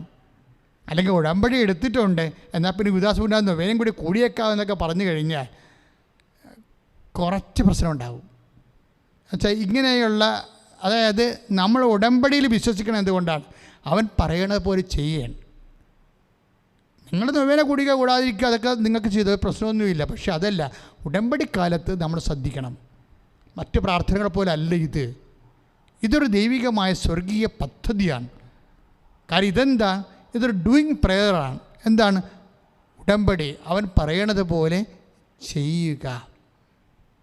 അല്ല, നമ്മൾ ചൊല്ലാനുള്ള പ്രാർത്ഥനയല്ല ഇത്. ഇപ്പം നമ്മൾ നൊവേന ചൊല്ലുന്നു എന്ന് പറയത്തില്ലേ, പക്ഷേ ഇത് ചൊല്ലാനുള്ള പ്രാർത്ഥനയല്ല. അഥവാ ഇതിൻ്റെ കാമ്പെന്ന് പറയുന്നത് ചൊല്ലലല്ല, ചെയ്യലാണ്. ചെയ്യുമ്പോഴും നമ്മൾ ചെയ്യുന്നവരെ, ഇപ്പം കർത്താവിനെ അറിയാത്തവരെ അറിയിക്കുന്നവരെ സന്തോഷത്തോടെയും സ്നേഹത്തോടെയും വേണം അതുപോലുള്ള സുവിശേഷ വേലകൾ ചെയ്യാൻ. രോഗികളെ കുളിപ്പിക്കുന്നവരുണ്ട്, രോഗികൾക്ക് ഭക്ഷണം കൊടുക്കുന്നവരുണ്ട്, അനാഥരെ സന്ധിക്കുന്നവരുണ്ട്. അതിനെ ചെയ്യലാണ്. അതായത് ചെയ്യുമ്പോഴെന്ന് പറയുമ്പോൾ ദിവ്യകൃപാനയിൽ പോലും നമ്മൾ എന്താണ് ചെയ്യേണ്ടത്? ഇതെൻ്റെ ഓർമ്മയ്ക്കായി ചെയ്യുവിൻ. ഇപ്പോൾ ഉടമ്പടിയുടെ ഒരു ഫോർമുലയാണത്. പ്രാർത്ഥിക്കുക. കർത്താവായ ദൈവമേ, കർത്താവായ ദൈവമേ, അമ്മയെപ്പോലെ അമ്മയെപ്പോലെ ഒരു വിഷയം കുടുംബത്തിലുണ്ടാകുമ്പോഴേ ഒരു വിഷയം കുടുംബത്തിലുണ്ടാകുമ്പോൾ മാനുഷികമായ പല സങ്കേതങ്ങളിലെ മാനുഷികമായ പല സങ്കേതങ്ങളിൽ തിരഞ്ഞെടുപ്പ് നടത്താതെ ഒന്നാമത്തെ അഭയം, ഒന്നാമത്തെ തിരഞ്ഞെടുപ്പ്, ഒന്നാമത്തെ ആശ്രയം യേശുവിന്റെ നാമം മാത്രമാകാൻ അതുവഴി എന്റെ വിശ്വാസം പ്രഖ്യാപിക്കുക വഴി എന്റെ ജീവിതത്തിലെ ദൈവവചനങ്ങള് ഇരട്ടി ശക്തിയോടുകൂടി ഫലപ്രദമായി പ്രയോഗിക്കപ്പെടാൻ സുവിശേഷത്തിന്റെ നലം തികഞ്ഞ സാക്ഷികളായി മാറാൻ എന്നെയും എന്റെ കുടുംബത്തെയും അങ്ങ് ഒരുക്കണമേ. ശ്രുതികടെ ഈ ധ്യാനം തുടങ്ങിയ സമയത്ത് നമ്മൾ സന്ധ്യ അജിയുടെ ഒരു സാക്ഷ്യം പറഞ്ഞു. അത് തുടങ്ങി വെച്ചപ്പോൾ കർത്താവ് വേറെ വചനം നൽകി. വളരെ ആഴമുള്ള വചനങ്ങളിലൂടെ നമ്മൾ ധ്യാനിച്ച് സംഗീതിച്ചിരിക്കുകയാണ്. ഇതൊക്കെ നിങ്ങളെ ശരിക്കും സഹായിക്കും. സന്ധ്യ അജിയുടെ സാക്ഷ്യം എന്ന് പറയുന്നത് അവളുടെ അലർജിയാണ്. അവൾ ഓൺലൈൻ ഉടമ്പടി എടുത്തോടുകൂടി 10 കൊല്ലമായിട്ടുണ്ടായിരുന്നു. അത് ഈ ദിവസങ്ങളിൽ പറഞ്ഞ സാക്ഷ്യമാണ്. പുനരൂര്, സന്ധ്യ അജി പുനരൂര്. ഈ സാക്ഷി നിങ്ങൾ യൂട്യൂബിലുണ്ടത്, നോക്കിയാൽ മതി, നോക്കണം നിങ്ങൾ. കാര്യം നമ്മുടെ വിശ്വാസം അപ്ഗ്രേഡ് ചെയ്യാനുള്ള മാർഗം ഒന്ന് attend the testimonies of answered prayers. അതായത് പ്രാർത്ഥനയ്ക്ക് ഉത്തരം ലഭിച്ചവരുടെ സാക്ഷ്യങ്ങൾ നമ്മൾ കേട്ടുകൊള്ളുന്ന നമ്മുടെ വിശ്വാസം അപ്ഗ്രേഡ് ചെയ്യാം. 10 കാര്യങ്ങളുണ്ട്, അതിൽ ഒന്ന് മാത്രമാണത്, പക്ഷെ അത് വലിയ കാര്യമാണത്. അപ്പം അതിൻ്റെ അകത്ത് വരുന്നൊരു വിഷയം, ഇവരുടെ വിഷയം 10 കൊല്ലമായിട്ട് അവർക്ക് അലർജിയാണ്, പൊട്ടിപ്പൊളിഞ്ഞ വ്രണങ്ങളുമായിട്ട് കൈകൾ. അപ്പോഴവർ ഓൺലൈൻ ഉടമ്പടി ചെയ്യുന്നു. 10 കൊല്ലം അത് 2 ദിവസം കഴിഞ്ഞപ്പോൾ ഈ സംഭവം മുഴുവൻ കരിഞ്ഞു പോകും. അപ്പം അങ്ങനെ ഇവിടെ അവർ തിരിച്ചു വന്ന് പിന്നീട് തീർത്ഥാടന ഉടമ്പടി ചെയ്യും. അപ്പോൾ ഓൺലൈൻ ഉടമ്പടി ചെയ്തപ്പോൾ അജിയെ വിളിച്ച്, അജി ഗൾഫിലെവിടെ ജോലി ചെയ്യാൻ, അജിയെ വിളിച്ച് പറയും, ഞാനിങ്ങനെ ആലപ്പുഴ പോയി ഞാൻ ഓൺലൈൻ ഉടമ്പടി ചെയ്തപ്പോൾ മാതാവിൻ്റെ കൈ സുഖപ്പെടുത്തിയെന്ന് പറയും. അപ്പോൾ എന്നിട്ട് പിന്നീട് വന്നിട്ട് ഈ സന്ധ്യ വന്ന് ഇവിടെ വന്ന് തീർത്ഥാടന ഉടമ്പടി ചെയ്യും. നമുക്ക് 2 ഉടമ്പടിയാണ് ഉള്ളത്. അതായത് ഒന്ന് ഓൺലൈൻ ഉടമ്പടി, അതായത് കൃപാസനത്ത് എത്തിച്ചേരുന്ന വരെ ഉടമ്പടിയുടെ എല്ലാ ആനുകൂല്യവും നിനക്ക് കിട്ടാൻ വേണ്ടി അമ്മ തന്ന ഈ കാലഘട്ടത്തിൽ ഏറ്റവും നല്ലൊരു സംഭവമാണ് ഓൺലൈൻ ഉടമ്പടി. ഇപ്പോൾ ഈ പ്രത്യേകിച്ച് ഈ കോവിഡുമായിട്ട് അമ്മ ഏറ്റവും കൂടുതൽ പ്രവർത്തിച്ചത് ഓൺലൈൻ ഉടമ്പടിയിലൂടെ. അതിനുശേഷം അവർ വന്ന് തീർത്ഥാടന ഉടമ്പടി ചെയ്യും. ഓൺലൈൻ ഉടമ്പടി ചെയ്ത ആൾക്കാരെല്ലാവരും തന്നെ വന്ന് തീർത്ഥാടന ഉടമ്പടി ചെയ്ത്. അപ്പോൾ തീർത്ഥാടന ഉടമ്പടി ചെയ്തേച്ചും ഈ അജിയെ വിളിച്ച് പറയും, ഞാൻ കൃപാസന മാതാവിനെ കാണാൻ പോയെന്ന് പറയും. അപ്പോൾ അന്ന് വൈകുന്നേരം അജിക്കൊരു പ്രശ്നം ഉണ്ടാവും. എന്ന് വെച്ച് കഴിഞ്ഞാൽ അയാളെ ഒരു മലയാളിയുമായിട്ട് കൂടെ താമസിക്കായിരുന്നു. വെച്ചാൽ നമുക്കറിയാമല്ലോ, ഇപ്പോൾ യൂറോപ്പിലായാലും ഗൾഫിലായാലും നമുക്ക് ഒറ്റയ്ക്ക് നമ്മുടെ വാടക കൊടുക്കാനുള്ള ശമ്പളം നമുക്കുണ്ടാകത്തില്ല. അപ്പോൾ വീട്ടിലോട്ടൊന്നും അയച്ചു കൊടുക്കാൻ പറ്റത്തില്ല. അപ്പോൾ എന്താ ചെയ്യണം, മലയാളികളൊക്കെ ഷെയർ ചെയ്താണ് ജീവിക്കുന്നത്. പക്ഷെ അവിടെ വരുന്ന എപ്പോഴും വരുന്ന ഒരു പ്രശ്നം, ഈ ഷെയർ ചെയ്യുന്ന ആൾക്കാർ ചില സമയത്ത് അവിടെ ജോലി, അവിടെ പ്രോജക്റ്റ് അവിടെ തീരുകയാണെങ്കിൽ അവരവിടെ നിന്ന് വെക്കേറ്റ് ചെയ്ത് പോകുമ്പോൾ ഈ കുടുംബത്തിൻ്റെ ഈ വീടിൻ്റെ മുഴുവനും വാടക ഒരാൾ തന്നെ കൊടുക്കേണ്ടി വരും. പക്ഷെ അത്രയും ശമ്പളം ഉണ്ടാകത്തില്ല, അപ്പോൾ കൊടുക്കാൻ പറ്റത്തില്ല. അപ്പോൾ അജിയാണെങ്കിൽ ഒരു ജീവിതം ആകപ്പാട് വഴിമുട്ടി എന്നപ്പോൾ എന്ത് ചെയ്യണം എന്നറിയത്തില്ല. അപ്പോൾ ഇയാൾ പലയിടത്തും പോയി അന്വേഷിച്ചിട്ട് ഒരിടത്തും ഒരു അക്കോമഡേഷൻ കിട്ടണില്ല. അക്കോമഡേഷൻ കിട്ടാവുന്ന അപ്പോൾ ഈ മനുഷ്യൻ ഇങ്ങനെ അത് വൈഫ് നല്ല ശരിക്കും സുന്ദരമായിട്ടത് പറയുന്നുണ്ട്. അതായത് സന്ധ്യ നന്നായിട്ടത് പറയുന്നുണ്ട്. അതായത് പലയിടത്തും പോയി ഒരു വീട് ഷെയറായിട്ട് താമസിക്കാൻ പറ്റിയ വീട് അന്വേഷിച്ചിട്ട് കിട്ടാതെ വരുമ്പോൾ ഉണ്ടാകുന്ന പ്രശ്നം അറിയാമല്ലോ. ഈ മനുഷ്യൻ മടുത്ത് സങ്കടപ്പെട്ടിട്ട് ഇയാൾക്ക് വൈഫ് പറഞ്ഞൊരു ഓർമ്മയേ ഉള്ളൂ, ഞാനിന്ന് കൃപാസന മാതാവിനെ കാണാൻ പോയെന്നേ പറഞ്ഞുള്ളത്. എന്നിട്ട് ഈ അജി റോഡിൽ നിന്നുകൊണ്ട് അത് വേദനപ്പെടുന്ന സാഹചര്യമാണ്. എൻ്റെ കൃപാസന മാതാവേ എന്ന് വിളിച്ച് എനിക്കൊരു വീട് കാണിച്ചതാണ്. അത് നല്ല സാക്ഷിയാണ് കേട്ടത്. എനിക്ക് ഭയങ്കര ഇഷ്ടപ്പെട്ടായിരുന്നു, അതുകൊണ്ട് ഞാനത് പറഞ്ഞത്. എൻ്റെ കൃപാസന മാതാവേ എനിക്കൊരു വീട് കാണിച്ചതാണ് എന്ന് ഇയാളിങ്ങനെ പറയുകയും കുറച്ച് കഴിഞ്ഞപ്പോൾ ഇയാളുടെ മനസ്സിൽ അമ്മ തോന്നിച്ചു, നീ നെറ്റിലടിച്ച് നോക്കാൻ പറഞ്ഞു. അന്ന് വരെ ഇപ്പം 3-4 ദിവസമായി വീട് തിരക്കി നടക്കണത്, ഈ ഒരു ബോധമില്ല. ഇയാൾ നെറ്റടിച്ച് നോക്കുകയും പെട്ടെന്ന്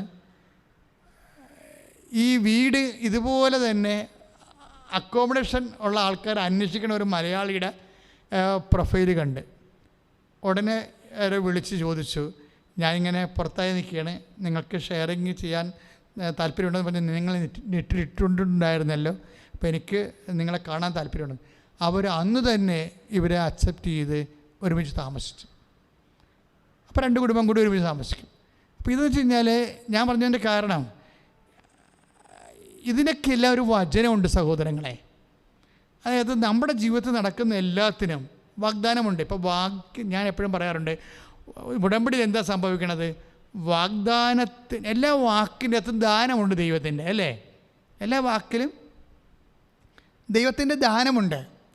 ഈ ദാനം നമ്മൾ ഇങ്ങനെ പ്രാപിക്കുകയാണ് ചെയ്യണത്. വാഗ്ദാനം എന്താണ് ചെയ്യണത്? പ്രാപിക്കുകയാണ് ചെയ്യണത്. അപ്പോൾ ഈ അജി എന്താണ് ചെയ്യണത്? വാഗ്ദാനം പ്രാപിക്കാൻ അജി എന്താണ് ചെയ്തിരിക്കുന്നത്? എൻ്റെ കൃപാസനം മാതാവേ എന്ന് വിളിച്ചു. കാര്യം ഇല്ലായ്മയൊക്കെ പരിഹരിക്കുന്ന ആളാണല്ലോ. വീഞ്ഞില്ല എന്ന് പറയണതും മനുഷ്യൻ്റെ ജീവിതത്തിലെ ഇല്ലായ്മകൾക്ക് ദൈവം ഇക്കാലങ്ങളിൽ ഉടമ്പടിയിലൂടെ 10,000-ങ്ങൾക്ക് ഉത്തരം കൊടുക്കുമ്പോൾ ഇന്ന് ഞാൻ കൃപാസനം മാതാവിനെ കാണാൻ പോയെന്നാണ് ആ ചേച്ചി പറയണത് അജിയോട്. അപ്പം അദ്ദേഹത്തിൻ്റെ ആ ഒരു വിളി, ഇവർക്ക് അജിക്ക് ഉടമ്പടി അറിയത്തില്ല, ചിലപ്പോൾ ആലപ്പുഴ കൃപാസനത്തിൽ വന്നിട്ടില്ല, ഈ പേര് കേട്ടിട്ടേ ഉള്ളൂ, ജസ്റ്റ് ഒന്ന് വിളിച്ചതാണ്.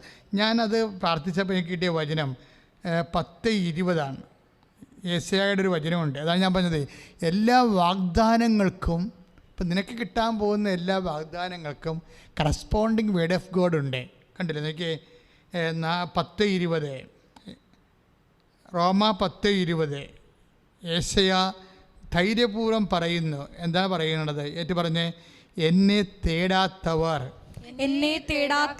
എന്നെ കണ്ടെത്തി, എന്നെപ്പറ്റി അന്വേഷിക്കാത്തവർക്ക് ഞാൻ എന്നെ വെളിപ്പെടുത്തി. ഇതാണ് സംഭവിക്കുന്നത്. ഒന്നുകൂടി പറഞ്ഞു, എന്നെ തേടാത്തവർ എന്നെ കണ്ടെത്തി, എന്നെപ്പറ്റി അന്വേഷിക്കാത്തവർക്ക് ഞാൻ എന്നെ തന്നെ വെളിപ്പെടുത്തി. അപ്പൊ ക്രിസ്തുവിനെ കുറിച്ച് നീ അന്വേഷിച്ചില്ലെങ്കിൽ പോലും ക്രിസ്തു നിനക്ക് വെളിപ്പെടുത്തും. ഈ ഒരു സാധ്യത എല്ലാവരും പ്രയോജനപ്പെടുത്തണം. കാര്യം ഇപ്പോൾ എന്താ വചനം എഴുതിയിരിക്കുന്നത്? എന്നെ തേടാത്തവർ, അന്വേഷിക്കാത്തവരെ, ആശ്രയിക്കാത്തവരെ ക്രിസ്തുവിനെ കണ്ടെത്തും. എങ്ങനെയാണ് എന്നെ കണ്ടെത്താൻ എന്ന് പറഞ്ഞൊരു വചനമുണ്ടല്ലോ, 29:14 ജെറമിയ. എന്താണ്? എന്നെ കണ്ടെത്താൻ ഞാൻ നിന്നെ ഇടയാക്കും. ഇതെന്തുകൊണ്ടാണെന്ന് ചോദിച്ചു കഴിഞ്ഞാൽ അത് കൊളോസ്യസ് 3:11 തന്നെയാണ്. എന്താണ്? ക്രിസ്തു എല്ലാമാണ്, പിന്നെ എന്താണ്? എല്ലാവരിലുമാണ്. അല്ല, ക്രിസ്ത്യാനികൾക്ക് വേണ്ടി മാത്രമുള്ള ആളല്ല. ക്രിസ്തു എല്ലാമാണ്, എല്ലാവരിലുമാണ്. അപ്പോഴേ എല്ലാവരും ക്രിസ്തുവിനെ ആശ്രയിച്ച് കഴിയുമ്പോൾ അതിൻ്റെ അർത്ഥം നിങ്ങൾ മതം മാറണമെന്നല്ല അർത്ഥം. വേദനപ്പെടുന്ന നിമിഷങ്ങളിൽ നിങ്ങൾക്ക് ആശ്വാസം കിട്ടാനുള്ള ദൈവവചനത്തിൻ്റെ വാഗ്ദാനമാണ് ഞാൻ പറഞ്ഞത്. ദൈവവചനത്തിൻ്റെ വാഗ്ദാനമാണ്. അത് വിശ്വാസിക്ക് മാത്രമുള്ളതല്ല, അത് എല്ലാവർക്കും ഉള്ളതാണ്. അതാണ് ഞാൻ പറയുക, അവിശ്വാസിക്ക് പോലും ഉള്ളതിൻ്റെ സൂചനയാണ് എന്നെ തേടാത്തവർ എന്നെ കണ്ടെത്തി. അതിനുള്ള സാധ്യതയുണ്ട്. അപ്പം നിനക്കൊരു വിഷമം വന്ന് പോകുമ്പോൾ, ഞാൻ ക്രിസ്തുവുമായിട്ട് അടുപ്പമൊന്നുമില്ല, ക്രിസ്ത്യാനികളുടെ എന്നൊന്നും പറഞ്ഞ് വെറുതെ മണ്ടത്തരം പറഞ്ഞ് കെട്ടിയിരുന്ന് വിളിച്ച് നിൻ്റെ വിഷമത്തിൽ നിലനിൽക്കരുത്. മറിച്ച് കാര്യം ഈ നാട്ടിൽ എന്ത് പറഞ്ഞാലും മതം മാറ്റമാണ്. മതമാറ്റം അല്ല വിഷയം. അതായത് ദൈവത്തെ നീ കണ്ടെത്താനും അനുഭവിക്കാനുമുള്ള സാധ്യതയുണ്ട്. അപ്പം അതിന് മതാതീതമായി യേശുവിനെ നിനക്ക് അന്വേഷിക്കാനും കണ്ടെത്താനും കഴിയും. അങ്ങനെ 10,000 യേശുവിനെ അനുഭവിച്ച് ഇന്നും ജീവിക്കുന്നുണ്ട്. അപ്പം അതിൻ്റെ സാധ്യത സുവിശേഷം നൽകുന്നൊരു വലിയൊരു സാധ്യതയാണ്. അതിന് ഏറ്റവും എളുപ്പമാർഗമാണ് പരിശുദ്ധ അമ്മയുടെ മാധ്യസ്ഥം എന്ന് പറയുന്നത്. എന്താ കാര്യം? ക്രിസ്തു എല്ലാമാണെന്ന് ആദ്യം അറിഞ്ഞത് അമ്മയാണ്. അതുകൊണ്ടാണ് നിസ്സാര കാര്യത്തിന് പോലും അമ്മ യേശുവിനെ കനായിലെ കല്യാണത്തിൽ തീർന്നു പോയിട്ട് പോലും അതിന് പോലും അമ്മ ആശ്രയിച്ചത് യേശുവിനെയാണ്. അപ്പം അതിൻ്റെ വിഷയം എന്ന് വെച്ച് കഴിഞ്ഞാൽ, അമ്മ മറ്റുള്ള സംവിധാനങ്ങളിൽ നിന്ന് കിട്ടാൻ സാധ്യതയുണ്ടെങ്കിലും അമ്മ അവിടെ ആശ്രയം വെക്കത്തില്ല. അവിടെയാണ് വിഷയം. ഇപ്പോൾ ബുദ്ധിപരമായിട്ട് നമ്മൾക്ക് പല പല ഓപ്ഷൻസ് ഉണ്ടാകും, ബുദ്ധിപരമായിട്ട് കാര്യങ്ങൾ. പക്ഷേ വിശ്വാസിയെ സംബന്ധിച്ചിടത്തോളം, ബുദ്ധിമാനായ വിശ്വാസിയെ സംബന്ധിച്ചിടത്തോളം മറ്റ് പലതരം ഓപ്ഷങ്ങളുണ്ടെങ്കിലും ആദ്യത്തെ തിരഞ്ഞെടുപ്പ് ഈശോയായിരിക്കും. ആദ്യത്തെ തിരഞ്ഞെടുപ്പ് അത് നല്ല ശരിക്കൊരു അഭിഷേകം ആ വിഷയത്തെ മേടിക്കേണ്ടതാണ്. എന്നാൽ മാത്രമേ നമ്മൾ വിശ്വാസം അപ്ഗ്രേഡ് ചെയ്യാൻ പറ്റത്തുള്ളൂ. അപ്പോഴാണ് എന്ന് പറഞ്ഞ് പ്രാർത്ഥിച്ച് കർത്താവായ ദൈവമേ, എന്ത് സംവിധാനങ്ങൾ ഉണ്ടെങ്കിലും ലോകത്തിന് മരുന്നുണ്ടെങ്കിലും വീടില്ലെങ്കിൽ ലോൺ എടുക്കാമെങ്കിലും കർത്താവേ, ഭൗതിക സാഹചര്യങ്ങളുടെ സാധ്യതകളുണ്ടെങ്കിലും ആദ്യമായി യേശുവിനെ തന്നെ ആശ്രയിക്കാൻ എന്നെ പുനഃക്രമീകരിക്കണം. കാര്യം അതിനകത്ത് ഭയങ്കര അഭിഷേകം നിറഞ്ഞിരിക്കുന്ന എനിക്ക് തോന്നി. കാര്യം സ്ത്രീകളുടെ വിഷയം, സ്ത്രീകളെ കാഞ്ഞിരമറ്റം എറണാകുളത്ത് ഉള്ള സ്ഥലമാണെന്ന് തോന്നുന്നു. സ്ത്രീകളുടെ വിഷയം കരളിലെ ഒരു സിസ്റ്റ്, അപ്പോൾ അതൊരു ക്യാൻസറാണെന്ന് ഉള്ളൊരു ഡയഗ്നോസിസ്. അപ്പോൾ ഡോക്ടർ പറഞ്ഞ് ഇത് സ്കാൻ ചെയ്തിട്ട് ബയോപ്സിക്ക് പോകണമെന്ന് പറഞ്ഞു. അപ്പോൾ അതോടുകൂടി ഇവരിങ്ങനെ ഐസായിപ്പോയി. പേടിച്ചും വിഷമിച്ചും വേദനിച്ചും നമുക്കറിയാം. ഇതുപോലെയൊക്കെ എന്തെങ്കിലും എത്രയോ പേര് ഇതുപോലെയുള്ള പെട്ടെന്ന് ഉണ്ടാകുന്ന ഒരു ഡയഗ്നോസ് ഉണ്ടായിക്കഴിഞ്ഞാൽ എല്ലാം തകർന്ന് തരിപ്പണ. പിന്നെ അവർ മരണത്തെക്കുറിച്ച് ചിന്തിക്കത്തുള്ളൂ. താനില്ലാത്ത ഒരു അവസ്ഥ കുടുംബത്തിൽ ഉണ്ടാകുന്നതിനെക്കുറിച്ച് ചിന്തിക്കും. അല്ല, ചിന്തിച്ച് കാട് കയറി പ്രഷർ കയറി ഉറക്കം പോയി ഭ്രാന്തുകളെപ്പോലെ ഇങ്ങനെ നടക്കും. ഒരു മനുഷ്യൻ്റെ ജീവിതം പെട്ടെന്നാണ് ഇതിനൊക്കെ മാറ്റണത്. ഇതെല്ലാം നിൻ്റെ ദൈവം കാണുന്നുണ്ട് സഹോദരങ്ങളെ. കാര്യം നമ്മൾ എത്രയോ ഉന്നതന്മാരാണ് നമുക്ക് തോന്നിയാലും ഇതുപോലൊരു സിറ്റുവേഷൻസ് വരുമ്പോൾ നമ്മളെ ദൈവം റെഡ്യൂസ് ചെയ്യും. എന്താ കാര്യം? റെഡ്യൂസ് ചെയ്യും. അതിൻ്റെ അർത്ഥം നീ എളിമപ്പെടാൻ വേണ്ടിയാണ്. കാരണം നമ്മൾക്കിങ്ങനെ അഹങ്കാരം കയറി കേമത്തെന്ന് അടിച്ച് നമ്മളേതാണ്ട് വലിയ പാർട്ടിയാണെന്നുള്ള ചിന്ത ഈ മനുഷ്യന്മാർക്ക് എപ്പോഴും ഉണ്ടാകും. ദൈവം ഒരു മനുഷ്യൻ്റെ പ്രവർത്തിക്കാൻ ഉള്ള ഏറ്റവും വലിയ ഇരുമ്പ് വാതിലെന്ന് പറയണത് ഈ ഒരു അഹങ്കാരമാണ്. ഇരുമ്പ് വാതിലേ, അഹങ്കാരം ഒരു ഇരുമ്പ് വാതിലാണ്. ഇപ്പം ഞാൻ ആരോ ആണ്. ഇപ്പം നമുക്ക് ഇത്തിരി സൗന്ദര്യം ഉണ്ടെങ്കിൽ പരിപാടി തീർന്ന്. പിന്നെ ആ ഉള്ള സൗന്ദര്യം എങ്ങനെ വർദ്ധിപ്പിക്കാം, അതുകൊണ്ട് എത്ര ആണുങ്ങളെ പിടിക്കാം, എത്ര പെണ്ണുങ്ങളെ പിടിക്കാം, ഇങ്ങനെയൊക്കെ ഈ ദൈവം തന്ന ദാനം കൊണ്ട് എങ്ങനെ പിശാചിന് വിടുപണി ചെയ്യാമെന്നും പറഞ്ഞ് അത് പിന്നെ എന്താണ്, അവരെ ഡിസ്റ്റർബ് ചെയ്യാൻ പറ്റത്തില്ല. ആരെങ്കിലും അവരെ ഒന്ന് കൊച്ചാക്കി പറഞ്ഞാൽ പിന്നെ അവരോട് ഫൈറ്റ് ചെയ്യും. പിന്നെ യുദ്ധമാണ് എല്ലാ കാര്യങ്ങൾക്കും. ഓരോരോ കാര്യങ്ങളൊക്കെ പിന്നീട് അവർക്കുള്ള നിലപാടുകൾ, അവർ കൈവരിച്ച നിലപാടുകൾ, അവിടെ ഔന്നത്യം, അവിടെ എസ്റ്റീം, ഇതൊക്കെ ആൾക്കാർ ആരെങ്കിലും ചുരണ്ടിയാൽ അതിന് പിന്നെ കൊട്ടേഷൻ കൊടുക്കാൻ വരെ തയ്യാറാകുവരെ. മനുഷ്യൻ അതായത് മനുഷ്യൻ നശിക്കണത് അവൻ്റെ ഇല്ലായ്മ കൊണ്ടല്ല, അവൻ്റെ ഉള്ളായ്മയിൽ അവൻ കൈവരിക്കണ ദൈവത്തിന് നിരക്കാത്ത നിലപാട് കൊണ്ടാണ്. അപ്പം അങ്ങനെ വരുമ്പോൾ പെട്ടെന്ന് ഇതുപോലെ ഷോക്ക് ട്രീറ്റ്മെൻറ്റ് ദൈവം തരും.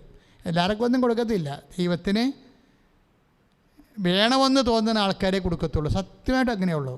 ഞാൻ 21 ലക്ഷം മനുഷ്യരെ കൗൺസിൽ ചെയ്ത മനുഷ്യനാണ്. എല്ലാവർക്കും ഒന്നും കൊടുക്കത്തില്ല. കാര്യം ഇത് അഹങ്കാരത്തിൻ്റെ ഇരുമ്പ് വാതിലെന്ന് പറയണത് ഒരു വല്ലാത്ത വാതിലാണ്. ഇത് വന്നാൽ ഇതിന് തുരുമ്പ് പിടിക്കണത് എപ്പോഴും ഇതുപോലുള്ള തകർച്ച വരുമ്പോൾ മാത്രമാണ്. ഇത് തുരുമ്പെടുക്കണത് എപ്പോഴാണത്? ഈ തകർച്ച വരുമ്പോഴാണ്. പെട്ടെന്ന് അപ്പോൾ എല്ലാം പോയി, നമ്മളില്ലാത്തൊരു ലോകം ഉണ്ടാകാൻ പോവുകയാണ്. അതാണ് സംഭവം. ഇപ്പോൾ നമ്മളില്ലാത്തൊരു ലോകത്ത് നമ്മുടെ വീടിൻ്റെ അവസ്ഥ എന്താണ്?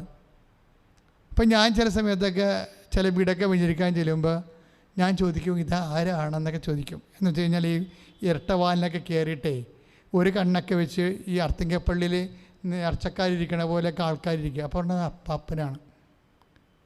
അപ്പാപ്പനെ ഇപ്പോൾ ഇരട്ടവാലം കണ്ണിൽ കയറി ഒരു കണ്ണും കുത്തിപ്പൊട്ടിച്ച് അവിടെ ഇരിക്കുകയാണ്. കാര്യം വെച്ച് കഴിഞ്ഞാൽ അപ്പൻ കഴിഞ്ഞാൽ പിന്നെ അപ്പാപ്പനെ ആരും പിള്ളേർ നോക്കത്തില്ല. പിള്ളേരുടെ കാലം വരുമ്പോൾ ഈ സാധനം അവർ വിറ്റ് കളയും.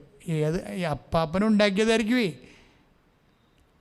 ചില ഞങ്ങളുടെ നാട്ടിലൊക്കെ വെള്ളമാണ്, വെള്ളം. ഇപ്പോൾ വെള്ളം പണ്ടൊക്കെ മുഴുവൻ വെള്ളം വരുന്നത്. അവിടെയൊക്കെ ചിരയൊക്കെ കുത്തിയെടുത്ത് അപ്പന്മാരൊക്കെ മണ്ണ് ചുമന്ന് തന്നെത്താൻ രാത്രിയും പകലും ചുവന്നൊക്കെയാണ് ചിറ പിടിപ്പിച്ച് പറമ്പാക്കിയിരിക്കണത്. ഈ പറമ്പൊക്കെയാണ് ഇന്ന് പേരക്കിടാങ്ങൾ വിറ്റ് മാറ്റണത്. അപ്പോൾ അത് ഉണ്ടാക്കിയ ആൾക്കാരില്ലേ, അവർ രാത്രിയും ലാഭം വെട്ടൊക്കെ ഇതൊക്കെ ഇരുട്ടതൊക്കെ മാറ്റിയിട്ട് ലാഭം വെട്ടത്തൊക്കെ ആയിരിക്കും മണ്ണ് ചുവന്നിരിക്കണത്. ആ ആൾക്കാരുടെയൊക്കെ ഇന്നത്തെ അവസ്ഥ, ഈ ഭിത്തിയിലുള്ള ഈ അവസ്ഥ ഉണ്ടല്ലോ, ഭയങ്കരമായിരിക്കും. അപ്പം നമ്മൾ എന്നായൊക്കെ ഉണ്ടാക്കിയാലും ശരി, എത്ര വലിയ ആളാണ്, ഇപ്പം നമ്മൾ വന്ന വഴിയും മറന്ന് നമ്മളാക്കിയതും മറന്ന് നിൽക്കാനുള്ള തറ തന്ന ആൾക്കാരെ മറന്ന് നമ്മളങ്ങനെ വലിയ സ്ഥലത്തെ പ്രധാന ദിവ്യനായിട്ട് എല്ലായിടത്തും ജീവിക്കും. എല്ലാവർക്കും എന്താണ്, ചിലക്കൊക്കെ നാട് വിട്ടു പോകണമെന്നുള്ള ഒറ്റ ചിന്തയാണ്. എന്താണെന്ന് വെച്ചാൽ നാട്ടിൽ ജീവിക്കുമ്പോൾ നാട്ടുകാർക്കൊക്കെ നമ്മളറിയാൻ പറ്റും. അപ്പം നമ്മളറിയാത്ത സ്ഥലത്ത് പോയി കേവനായിട്ട് ജീവിക്കുക എന്നുള്ളത് സ്വാഭാവികമായൊരു വാസനയുടെ ഭാഗമായിട്ട്. അതുകൊണ്ടാണ് ചില ആൾക്കാർക്കൊന്നും പോയിട്ട് നാട്ടിൽ തിരിച്ചു വരാത്തതിൻ്റെ കാര്യം. എങ്ങനെ നാട്ടിൽ നിന്ന് 10 പൈസ ഉണ്ടാക്കിയിട്ട് നാട്ടിൽ നിന്ന് പോകാതിരിക്കുന്ന ആൾക്കാരുണ്ട്. ഈ രാത്രിയും പകലൊക്കെ ഇരുന്നുകൊണ്ട് വെള്ളത്തിൽ ചരുവത്തിൽ വെള്ളം വെച്ച് കാല് വെച്ചൊക്കെ പഠിക്കുന്ന ആൾക്കാരല്ലേ. അവിടെ ഉദ്ദേശം എന്ന് പറഞ്ഞാൽ നാട്ടിൽ നിന്ന് ഓടിക്കളയുക എന്നുള്ളതാണ്. എന്തെങ്കിലും വകുപ്പുണ്ടെങ്കിൽ ഓടിക്കളയാം. അവരുടെ അഡ്രസ്സ് മാറ്റുക, അവർ പുതിയ അഡ്രസ്സ് മേടിക്കുക, അവർ വലിയ ക്യാമ്പത്തൊന്നും അടിച്ചിട്ട് അവരെ പൈസ വാങ്ങിച്ചിട്ട് വേറെ ഒരു സ്ഥലത്ത് പോയിട്ട് വലിയ രാജാവായിട്ട് ജീവിക്കുക. അപ്പോൾ ഇങ്ങനെയൊക്കെ അതായത് ഈ വിഷയങ്ങളൊക്കെ അവരെന്തൊക്കെ മറക്കാൻ ഉദ്ദേശിക്കുന്നുണ്ട്. എന്നാലും ബേസിക്കായിട്ട് മനുഷ്യൻ ഇതാണ്. പക്ഷെ നീ പോകുമായിരിക്കും, നീ അവിടെ പോയി വലിയ ക്യാമനായിട്ട് ജീവിക്കുമായിരിക്കും. പക്ഷേ ഒരു സെക്കൻഡ് നിൻ്റെ ബോഡിയെ തൊട്ട് കഴിയുമ്പോൾ വിഷയം മാറും. അപ്പം ഇങ്ങനെ ഓരോ വിഷയത്തെ എന്തിനു വേണ്ടിയാണ് ഇങ്ങനെ വിഷയം മാറ്റണത്? നിന്നെ തിരിച്ചറിയിക്കാൻ വേണ്ടിയാണ്. നിത്യത വരെ ദൈവത്തിന് നിന്നെ വേണമെന്നുണ്ടെങ്കിൽ നിന്നെ അത് തിരിച്ചറിയിക്കും. ദൈവമാണ് നിന്നെ തൊട്ടിരിക്കണം തിരിച്ചറിയിക്കും. നിത്യത വരെ നിന്നെ ദൈവത്തിന് ആവശ്യമില്ല എന്നുണ്ടെങ്കിൽ നിന്നെ തിരിച്ചറിയിക്കത്തില്ല. അതുകൊണ്ട് നീ മാന്യമായിട്ട് പലതരത്തിലുള്ള രീതികളിൽ നിൻ്റെ കഴിവനുസരിച്ച് നീ ഫൈറ്റ് ചെയ്യും. ഒരു കഥയില്ല, ഫൈറ്റൊക്കെ ചെയ്യാൻ നമുക്ക് ഇപ്പോൾ എത്ര ഓരോ മനുഷ്യർ ഓരോരോ രാജ്യങ്ങളിലൊക്കെ പോയി അവരുടെ കപ്പാസിറ്റിയും പദവിയൊക്കെ അനുസരിച്ച് ചികിത്സിക്കണില്ലേ.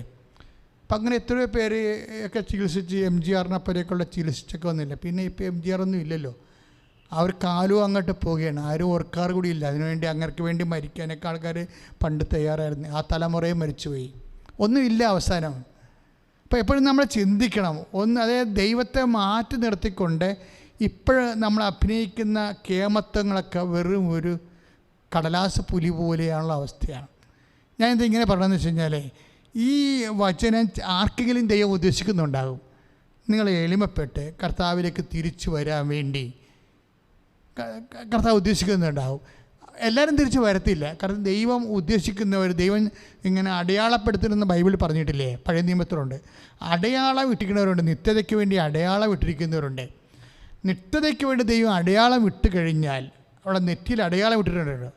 പഴയ നിയമത്തിലുള്ള പ്രധാനപ്പെട്ട ഒരു ഭാഗമാണ്. ആ ഭാഗം ഞാൻ മറന്നുപോയി, ഇപ്പോൾ ഈശോ തന്നതുകൊണ്ട് പറഞ്ഞതേ ഉള്ളൂ. അങ്ങനെ അടയാളം ഇട്ടാൽ നിൻ്റെ ജീവിതത്തിലുണ്ടാകുന്ന തകർച്ചകളിലെ കർത്താവിനെ നീ ഓർക്കും. ഒന്നാമത്തെ കാര്യമായിട്ട് ഫസ്റ്റ് ഓപ്ഷനായിട്ട് ഓർക്കും. അപ്പോൾ ഈ ഫസ്റ്റ് ഓപ്ഷനായിട്ട് ഓർക്കുമ്പോഴാണ് ശരിക്കും നിൻ്റെ സ്റ്റെപ്പപ്പ് ഉണ്ടാകണത്. അതാണ് ഈ ധ്യാനത്തിൻ്റെ ഏറ്റവും വലിയ ഒരു വെളിപാടെന്ന് പറയണത്. അതായത് സെക്കൻഡ് തിരഞ്ഞെടുപ്പല്ല, തേർഡ് തിരഞ്ഞെടുപ്പല്ല, സെക്കൻഡ് തിരഞ്ഞെടുപ്പല്ല, ആദ്യത്തെ തിരഞ്ഞെടുപ്പ് യേശുവായിരിക്കണം എന്ത് ജീവിതത്തിലാണ്. അങ്ങനെ വരുമ്പോൾ തീർച്ചയായിട്ടും നിനക്ക് ഓപ്ഷൻ ഉണ്ടാകും. അതായത് നിനക്ക് നിൻ്റെ ലെവൽ വർദ്ധിക്കും, ആധ്യാത്മിക ലെവൽ വർദ്ധിക്കും, കർത്താവിൻ്റെ കൃപ നിന്നിൽ വർദ്ധിക്കും. ഇപ്പോൾ ഈ ചേട്ടൻ ഇപ്പോൾ ഈ സിസ്റ്ററിൻ്റെ കാര്യം പറഞ്ഞില്ലേ, ആരാ സിസ്റ്ററിൻ്റെ കാര്യം പറഞ്ഞു, ശ്രീകല കാഞ്ഞിരാൻ പറ്റാം. ആ ചേച്ചി എന്താ ചേച്ചി കഴിഞ്ഞാൽ, ആ ചേച്ചി ഒരു നല്ല ഉടമ്പടി ചെയ്തിരിക്കുന്നത് പരിശുദ്ധാത്മാവ് നിറഞ്ഞിട്ടുണ്ട് അവരില്ലേ. ഇപ്പോൾ എത്രയോ പേര് വന്ന് ഉടമ്പടി ചെയ്യുന്നു. ഉടമ്പടി ചെയ്യുന്നതിൽ ഭക്തിയും വിശ്വാസവും നിറയണതും ചിലർ പരിശുദ്ധാത്മാവും നിറയും. പരിശുദ്ധാത്മാവ് നിറഞ്ഞിട്ട് ഇവർ ഈ സിസ്റ്റം അയോപ്സിക്ക് പോയിരിക്കണമല്ല, ദൈവം ഒരു പ്രാർത്ഥന ഇവിടെ അതിർത്തി കൊടുക്കും. ആരുടെ? ശ്രീകലയുടെ. സ്ത്രീകൾ അത്തരത്തിൽ ഒരു പ്രാർത്ഥന കൊടുക്കും. ഇന്ന് ശ്രീകല സ്വന്തമായിട്ടിരുന്ന് പ്രാർത്ഥിക്കുക. എന്താണ് പ്രാർത്ഥിക്കണേ? അമ്മേ, പരിശുദ്ധ അമ്മേ, എന്നെ അമ്മയുടെ പ്രത്യക്ഷീകരണത്തിൻ്റെ സ്ഥിരം സാക്ഷിയാക്കി മാറ്റണമേ. ഞാൻ തരുന്നത് ഇങ്ങനെ ഞാൻ പോലും പറഞ്ഞു കൊടുത്തിട്ടില്ല, എനിക്ക് പോലും അറിയത്തില്ലത്. ഇവർ സ്വന്തമായി പരിശുദ്ധാത്മാവ് അവരുടെ നാക്കിൽ കൊടുക്കുകയാണ് ഈ പ്രാർത്ഥന. പണ്ട് ജെറമിയായുടെ പുസ്തകങ്ങളൊക്കെ വായിക്കുമ്പോഴേ കുടിൽ കൊണ്ട് കർത്താവ് ഒരു വിരൽ കൊണ്ട് കർത്താവ് ജെറമിയയുടെ വചന നാവിനെ തൊടും. മറ്റടുത്ത് അതായത് പ്രാർത്ഥന കൊടുക്കണം. നാവിലല്ലേ നമ്മൾ പ്രാർത്ഥിക്കണത്. ഇപ്പോൾ പ്രാർത്ഥന കൊടുക്കണം. ഇപ്പോൾ ചിലരുടെ അമ്മ മാതാവ് എൻ്റെ ഈജിപ്തിൽ വെച്ച് അമ്മ എൻ്റെ നാവിൽ കൈയിട്ടിട്ടുണ്ട്, വായിൽ, ഈ 4 വിരൽ. അത് എൻ്റെ ആത്മകഥയിൽ ഞാൻ നന്നായിട്ട് എഴുതിയിട്ടുണ്ട്. എനിക്ക് ട്രാൻസായി ഞാൻ ചാടി ഈ കടലിൽ ചെങ്കടലിലോ നദിയിലോ ചാടിയതാണ്. ആ വലിയ ഏത് നദിയാണ് ഇരുട്ടതല്ലേ ചാടണത്. അന്ന് പെട്ടെന്ന് അകപ്പെടും. അതായത് ഇതൊരു ഭയങ്കര ഇങ്ങനെ സംഭവിച്ചു കഴിയുമ്പോഴേ നമ്മുടെ ലെവലിൽ പോയി അത്തരം അതുപോലെ അതിൻ്റെ ഒരു ചെറിയൊരു അനുഭവമാണ്. ഒരു പ്രാർത്ഥന കൊടുത്തിരിക്കുകയാണ്. അതായത് ഓരോ വിഷയം നമ്മൾ രക്ഷപ്പെടാൻ വേണ്ടിയുള്ള പ്രത്യേക പ്രാർത്ഥനയുണ്ട്. അങ്ങനെ കിട്ടാത്തിടത്തോളം കാലം നമ്മുടെ പ്രത്യക്ഷീകരണ പ്രാർത്ഥിക്കാനുള്ള അഭിഷേകം ചോദിച്ച് പ്രാർത്ഥിക്കണം. നിങ്ങൾക്ക് സ്പെഷ്യൽ പ്രയർ കിട്ടുന്നില്ല എന്നുണ്ടെങ്കിൽ നിൻ്റെ പ്രത്യക്ഷീകരണ പ്രാർത്ഥന. ഇപ്പം നിങ്ങൾക്ക് വരുന്നൊരു പ്രശ്നം എന്താണെന്ന് വെച്ച് കഴിഞ്ഞാൽ പ്രത്യക്ഷീകരണ പ്രാർത്ഥന പ്രാർത്ഥിച്ചിട്ട് പിന്നെ കുരുക്കഴിക്കണ മാതാവിൻ്റെ പ്രാർത്ഥന പ്രാർത്ഥിക്കും. അങ്ങനെ ഓരോരോ ഏത് പ്രാർത്ഥന എന്നാൽ രക്ഷപ്പെടണമെന്ന് വിചാരിച്ച് ഓപ്ഷൻ വെക്കും. അങ്ങനെയാണ് പണി കിട്ടുന്നത്. കാര്യം നമ്മൾ അങ്ങനെയുള്ള ഈ ഉടമ്പടി അങ്ങനെ ഒരു പ്രാർത്ഥന അല്ലത്. ഉടമ്പടി എന്ന് പറയുന്നത് ദൈവികമായ ഒരു പദ്ധതിയാണ്. ദുരന്തമുണ്ടാകാൻ പോകുന്നു എന്ന് പറഞ്ഞിട്ട് പ്രാർത്ഥിക്കണമെന്ന് പറയുമ്പോൾ എന്ത് പ്രാർത്ഥിക്കണമെന്ന് പറഞ്ഞു തന്നുകൊണ്ട് എന്താണ് ചെയ്യേണ്ടതെന്ന് പറഞ്ഞു തന്നെ പ്രൊട്ടക്ഷൻ പ്രെയറാണ് ഉടമ്പടി എന്ന് പറയുന്നത്. അതിൻ്റെ ഭാഗമായിട്ട് വരുന്നതാണ്, അല്ലാതെ ആകസ്മികമായിട്ട് വന്നതല്ല ഇത്. അപ്പം അതുകൊണ്ട് എപ്പോഴും നമ്മൾ ശ്രദ്ധിക്കേണ്ട ഒരു വിഷയം, ഉടമ്പടിയിലാണ് നിങ്ങൾ ആശ്രയിച്ചിരിക്കണമെന്നുണ്ടെങ്കിൽ ഓപ്ഷൻ വെക്കാതെ ഉടമ്പടി തന്നെ ഫോളോ ചെയ്ത് പോകണം. ഏതാണ് അതിൻ്റെ ടൈമുണ്ടല്ലോ, 90 ദിവസമല്ലേ ഉള്ളൂ. അല്ല, ജീവിതകാലം മുഴുവൻ ഉടമ്പടി ഇല്ലല്ലോ. ഉടമ്പടിയുടെ ഫസ്റ്റ് ടൈം ഈ 90 ദിവസമാണ്. പിന്നീട് ഒരു വിഷയം വരുമ്പോൾ നിങ്ങൾക്ക് ഉടമ്പടി ചെയ്യാവുന്നതാണ്. ചില ആൾക്കാർ വളരെ ആ ഉടമ്പടിയുടെ ചൈതന്യം പോകാതിരിക്കാൻ വേണ്ടി 90 ദിവസം കഴിയുമ്പോൾ അവരൊന്ന് ഉടമ്പടി പുതുക്കും. പിന്നെ 90 ദിവസം കഴിയുമ്പോൾ അവരൊന്ന് ഉടമ്പടി പുതുക്കും. എന്താണ്? അവർക്കങ്ങനെ പുതുക്കാനുള്ള അനുഗ്രഹവും കൃപയും അതിൻ്റെ അഭിഷേകമൊക്കെ കർത്താവ് കൊടുത്തിട്ടുണ്ട്. അതുകൊണ്ടാണ് അവരങ്ങനെ ചെയ്തു പോണത്. അപ്പം അതുകൊണ്ട് പക്ഷേ ഇത് എന്നും കൊന്നും നിങ്ങൾ ഉടമ്പടിയും പറഞ്ഞുകൊണ്ട് കൃപാസനത്തിൽ കെട്ടിയിടാൻ ആരും ഉദ്ദേശിക്കുന്നില്ല. 90 ദിവസമേ ഉള്ളത്. 90 ദിവസം കഴിയുമ്പോൾ ഇത് തീരുകയാണ്. കാര്യം ഉടമ്പടിയുടെ ബിബ്ലിക്കൽ ടൈം 90 ഡേയ്സാണ്. അപ്പം അത് പക്ഷേ ആൾക്കാർ ചെയ്യണമെന്ന് വെച്ചാൽ അവർ ആ കൃപയിൽ ഇത് ഒരു വല്ലാത്ത പ്രാർത്ഥനയാണല്ലോ. ആ കൃപയിൽ നിലനിൽക്കാൻ വേണ്ടിയാണ് അവർ മാസം 3 മാസം കൂടുമ്പോൾ ഒന്ന് പുതുക്കി കൊണ്ടുപോകണത്. അത് ഭയങ്കര അവർക്ക് അവരുടേതായിട്ടുള്ള ദൈവാനുഗ്രഹവും അവരുടെ സാക്ഷ്യങ്ങളും ഒക്കെ ഉണ്ടാക്കുക. അതുപോലെ പക്ഷേ എപ്പോഴും അച്ഛൻ്റെ ഉദ്ദേശം സാക്ഷ്യം പറഞ്ഞിട്ട് പുതുക്കുന്നതായിരിക്കും എപ്പോഴും. അല്ല, സാക്ഷ്യം കിട്ടിയിട്ട് പറഞ്ഞിട്ടല്ല, ഒരു സാക്ഷ്യം ഇങ്ങനെ കിട്ടിയിട്ട് പുതുക്കുന്നതായിരിക്കും എപ്പോഴും നല്ലത്. ചില ആൾക്കാർ അടുത്ത ദിവസങ്ങളിൽ അനുഭവം കിട്ടുമെന്നുള്ള ഉറപ്പോടുകൂടി അവർ രണ്ടാമത് ഉടമ്പടി പുതുക്കണ കാണാം. അങ്ങനെയുള്ളവരെല്ലാവരും സാക്ഷ്യം പറഞ്ഞു പോകുന്നുണ്ട്. ഒരു ദിവസം 25 സാക്ഷ്യമാണ് കൃപാസനത്തിലുള്ളത്. സ്ത്രീകല ചേച്ചിയുടെ അധരത്തിൽ ദൈവം നിക്ഷേപിച്ച വചനം എന്താണ്? അമ്മയുടെ ഉടമ്പടിയുടെ അമ്മയുടെ പ്രത്യക്ഷീകരണത്തിൻ്റെ ഒരു സ്ഥിരസാക്ഷിയായി, എൻ്റെ അമ്മേ, അതെന്ത് സംഭവം? അത് ഒരു സ്ഥിരസാക്ഷിയായി എന്നെ ഉയർത്തണമേ. അതാണ് പ്രാർത്ഥന. അപ്പോൾ അവളുടെ ഭർത്താവ് വിളിക്കും. ഉടനെ അവരുടെ ഭർത്താവരെ വിളിക്കും. ഡോക്ടറിന് റിപ്പോർട്ട് വന്നു, നമുക്കൊരു പ്രശ്നവുമില്ല, അമ്മ നമ്മളെ സുഖപ്പെടുത്തി. Praise the Lord. അപ്പോൾ സ്ഥിരസാക്ഷിയായില്ലേ? അപ്പം അത് ആ സാക്ഷ്യം എങ്ങനെയാണ് അവർ കൊടുക്കുന്നതാണ്. അതായത് നിങ്ങളെ ഭയങ്കര സീരിയസ് ആയിട്ടുള്ള ഒരു പ്രെയർ ഫോം, ഭയങ്കര ദൈവകൃപ. ഞങ്ങളെ ഉടമ്പടി തുടങ്ങുമ്പോൾ എനിക്ക് ഒരു ഐഡിയ ഒക്കെ ഉണ്ടായിരുന്നു. പക്ഷെ അങ്ങനെയുള്ള ഐഡിയ ഒന്നും അല്ല ഇപ്പോൾ.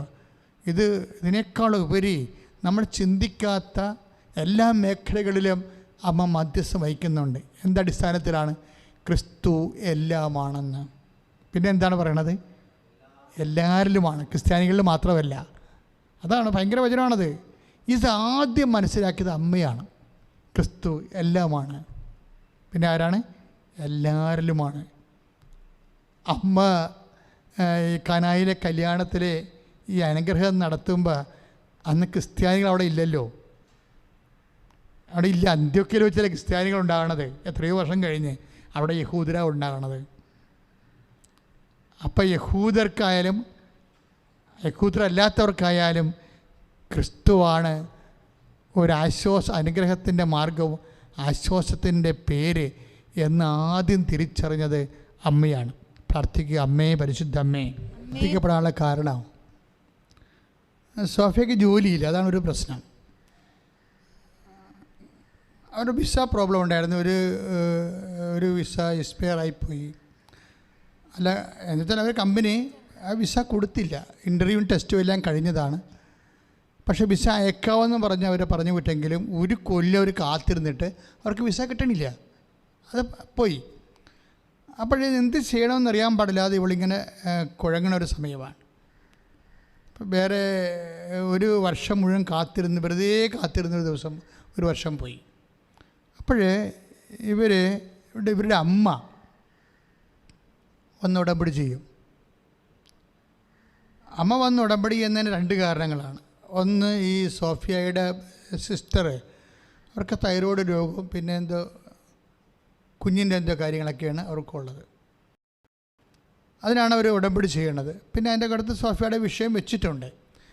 ഞാൻ ഈ സാക്ഷ്യം എടുത്തത് നിങ്ങളുടെ മുമ്പിൽ അവതരിപ്പിക്കാൻ എടുത്തതിൻ്റെ കാരണം,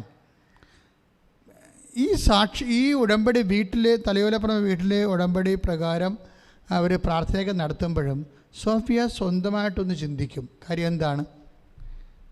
എന്നിട്ട് അതാണ് അവൾ സാക്ഷ്യത്തിൽ പറയണത്. എന്താ പറയണമെന്ന് വെച്ച് കഴിഞ്ഞാൽ,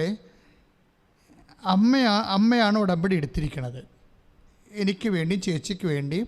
പിന്നെ അമ്മ, പക്ഷേ അമ്മുമ്മയെ ചൂസ്, അമ്മമ്മ വീട്ടിലുണ്ട്, രോഗിയാണ്. അമ്മുമ്മയെ നോക്കണത് കാരണം അമ്മയ്ക്ക് കൃത്യമായിട്ട് പള്ളിയിൽ പോകാൻ പറ്റണില്ല. അപ്പോൾ അതുകൊണ്ട് ഞാനാണ് എടുക്കണമെങ്കിൽ എനിക്ക് കൃത്യമായിട്ട് പള്ളിയിൽ പോകാൻ പറ്റും, കുർബാനയ്ക്ക് പോകാൻ പറ്റും, മറ്റുള്ള കാര്യങ്ങളെല്ലാം ചെയ്യാൻ പറ്റും. അതുകൊണ്ട് സോഫിയ വന്ന് ഉടമ്പടി എടുക്കും. എന്തിനാണ് അവർ ഉടമ്പടി എടുക്കേണ്ട ഉദ്ദേശം? കൃത്യമായിട്ട് ഉടമ്പടി നിയോഗങ്ങൾ പാലിച്ച്, അതാണ് എൻ്റെ വിഷയം. അപ്പം ഞാനിത് ഈ സാക്ഷ്യം കേട്ടപ്പോൾ ഞാൻ ഓർത്തു, ദൈവമേ, അപ്പോഴേ ഇങ്ങനെ ഈ വെറുതെ വന്ന് ഉടമ്പടി എടുക്കുന്ന ആൾക്കാരും ഉണ്ട്. കാര്യം ഇവിടെ കണ്ടില്ലേ, അമ്മമ്മയെ ചികിത്സിക്കുകയാണ്. അവർക്കറിയാം ആ ചികിത്സിക്കുന്ന അത്രയും കാലം കുടുംബത്തിൽ ബെഡ്രിഡായിട്ട് കിടന്ന രോഗിയാണ്. ആ രോഗിയെ നോക്കുന്നിടത്തോളം കാലം ഇവർക്ക് ദേവാലയത്തിൽ പോകാനോ ഉടമ്പടി പ്രകാരം കുർബാനയിൽ പങ്കെടുക്കാനോ അല്ലെങ്കിൽ അതുപോലെയുള്ള മറ്റ് കാരുണ്യ പ്രവർത്തനങ്ങൾ ചെയ്യാനോ ഒന്നും പറ്റത്തില്ല. അപ്പോൾ ഈ ഒരു പരിപാടികളൊന്നും ചെയ്യാതെ ചില ആൾക്കാർ ഉടമ്പടി ചെയ്തിട്ടുണ്ട്. അവിടെയാണ് വിഷയം വന്നിരിക്കുന്നത്. അത് ഞാൻ പറയാം, അത് ദൈവത്തിന് ഒരു പറ്റിപ്പാണ് ശരിക്കും പറഞ്ഞാൽ. അവരുടെ പേര് പറഞ്ഞാലല്ല പ്രശ്നം. അത് അങ്ങനെ ചെയ്യുന്ന ആൾക്കാരുണ്ട്. പക്ഷേ അവർ അറിഞ്ഞ് ചെയ്യണമല്ലത്, അറിയാതെ ചെയ്യണതാണ് ശരിക്കും. ഇവർ വിചാരിക്കണം ഇതൊന്നും ചെയ്യേണ്ട കാര്യമില്ല. അതായത് ഉടമ്പടി ചെയ്യണമെന്നുണ്ടെങ്കിൽ 2 ആഴ്ചയിൽ കുമ്പസാരിക്കണം. അതുപോലെ തന്നെ അല്ലെങ്കിൽ 1 മാസം. നമുക്ക് പാപാവസ്ഥ മോശമായ കണ്ടീഷനാണെന്ന് കണ്ടാൽ നമുക്ക് കുമ്പസാരിക്കാം. അങ്ങനെ വരത്തില്ല. ഉടമ്പടി എടുത്താൽ നമ്മൾ സത്യം ജീവിക്കും. പിന്നെ രോഗികളെ ശുശ്രൂഷിക്കണം. അതുപോലെ തന്നെ സുവിശേഷം പ്രചരിപ്പിക്കണം. മറ്റു വ്യക്തികളുടെയൊക്കെ കർത്താവിൻ്റെ വചനം എത്തിക്കണം. കൃപാസനം പത്രമാണ് സാക്ഷ്യമുള്ള. പക്ഷേ പലരും ഇവിടെ വരണത് എന്താണ്? കൃപാസനം പത്രം വായിച്ചാണ് വരേണ്ടത്. കാര്യം എന്താണ്? അതിൽ മുഴുവൻ സാക്ഷ്യങ്ങളാണ്. അപ്പോൾ ഈ സാക്ഷ്യം കൊടുക്കണം. അപ്പോഴേ ഇവരെന്താ ചെയ്തതെന്നാണ് ഞാൻ ഓർക്കുന്നത്. അവരിവിടെ അമ്മ വീട്ടിൽ ബെഡ്രിഡനാണ്. അവർക്ക് ദേവാലയത്തിൽ പോകാൻ പറ്റണില്ല. പക്ഷേ അവർക്ക് സുവിശേഷം വേറെ ചെയ്യാൻ പറ്റത്തില്ല. അപ്പോൾ ഇതൊന്നും ചെയ്യാൻ പറ്റാതെ പിന്നെ ഒരു അപേക്ഷ കത്ത് കൊണ്ടുവന്നിട്ട പോലെ അവർ ഉടമ്പടി ചെയ്തിരിക്കുകയാണ്. അതുകൊണ്ടാണ് ആ 2 കാര്യങ്ങൾക്ക് ലാഗ് ചെയ്യണത്. പക്ഷേ സോഫിയ എടുക്കുന്ന തീരുമാനം കറക്റ്റാണ്. എന്താ പറയണത്? ഞാൻ എടുക്കുകയാണെങ്കിൽ, അമ്മ എടുത്തുകൊണ്ടാണ് അങ്ങനെ സംഭവിച്ചത്. പക്ഷേ ഞാനാണ് ഉടമ്പടി എടുത്തെങ്കിൽ എനിക്ക് കൃത്യമായി പള്ളിയിൽ പോകാൻ പറ്റും. അവന് കൃപാസനത്തിൻ്റെ അമ്മയുടെ കൃപാസനത്തിൽ പ്രത്യക്ഷപ്പെട്ട അമ്മയുടെ അത്ഭുതങ്ങൾ, അടയാളങ്ങൾ, അതിലൂടെ വന്ന വചനങ്ങൾ മറ്റുള്ളവർക്ക് പറഞ്ഞു കൊടുക്കാനോ കൈമാറാനോ വിതരണം ചെയ്യാനോ പറ്റും. അതുകൊണ്ട് ഞാൻ പോയി എടുക്കാമെന്ന്. ഇപ്പോൾ ഒരു വീട്ടിൽ ഒരാൾ ഉടമ്പടി എടുത്താലും ആ ഉടമ്പടി ഒരു അല്പം മിസ്റ്റേക്കാണെന്ന് അവർക്ക് തോന്നിയപ്പോൾ അവർ സത്യസന്ധമായിട്ട് ഈ വിഷയം എടുക്കാൻ വേണ്ടി തീരുമാനിച്ചു. അതോട് എന്നാ പറ്റിയത്, ഒരു പുതിയ വിസ വന്നിട്ട് അവർ കയറിപ്പോയി. ഇപ്പം ജോലിയിലായി അവർ. സെക്കൻഡുകൾക്കുള്ളിൽ ഇത് സംഭവിക്കണത്. അതെന്തുകൊണ്ട് ഇത്ര സ്പീഡായിട്ട് വർക്ക് ചെയ്യുന്നത് വെച്ച് കഴിഞ്ഞാൽ അവർ കാണിച്ച ആത്മാർത്ഥതയാണ്. അതിൻ്റെ നിബന്ധനകളുണ്ടല്ലോ. നമ്മൾ നിയോഗങ്ങളുടെ വായിട്ട് നോക്കിയിരിക്കരുത്, നിബന്ധനകൾ എന്താണെന്ന് നോക്കണം കൃത്യമായിട്ട്. അതെന്തുമാത്രം നമുക്ക് ആത്മാർത്ഥമായിട്ട് ചെയ്യാൻ പറ്റും. അതായത് ഒപ്പിച്ചുണ്ടാക്കുകയാണ്, കണ്ണടച്ച് ഇരുട്ടാക്കുകയാണ്, ദൈവത്തെ പറ്റിക്കുകയാണ്, ഇങ്ങനെയുള്ള കാര്യങ്ങളെല്ലാം നോക്കി കൃത്യമായിട്ടാണ് ഉടമ്പടി ചെയ്യണമെങ്കിൽ നമ്മൾക്ക് നമ്മുടെ കോർട്ടിൽ നിന്ന് ബോൾ പോകും. പിന്നെയൊക്കെ പ്രശ്നമില്ല. ദൈവം അതിൻ്റെ സമയത്ത് നമ്മൾ വിചാരിക്കുന്നേക്കാൾ ഭംഗിയായിട്ട് കർത്താവ് ആ വിഷയം ക്രമീകരിക്കും. സ്തുതിക്കട്ടെ, സ്തുതിക്കട്ടെ. ഹല്ലേലൂയ, കരങ്ങൾ ഉയർത്തിക്കൊണ്ട് സ്തുതിക്കട്ടെ കർത്താവേ. ഉടമ്പടിയെ സമർപ്പിച്ച് പ്രാർത്ഥിക്കുന്ന കർത്താവേ, ഉടമ്പടി എടുത്ത മക്കളെ പ്രാർത്ഥിക്കുന്ന കർത്താവേ, ഉടമ്പടി നിയോഗങ്ങളെ സാക്ഷ്യം വന്നത് രജീസ് വർഗീസിൻ്റെ സാക്ഷ്യമാണ്. ചേച്ചിയാണ്. ചേച്ചിയുടേത് സർക്കാസ്റ്റിക് ആയിട്ടുള്ള സാക്ഷ്യമാണ്. ചേച്ചി പറഞ്ഞത് ചേച്ചിയുടെ വണ്ടി ഇടിച്ചപ്പോൾ ചേച്ചിയുടെ ഓർമ്മ പോയി. എന്തോർമ്മ പോയി? ചേച്ചിക്ക് ഡ്രൈവിങ് അറിയാം, പക്ഷെ ചേച്ചിയുടെ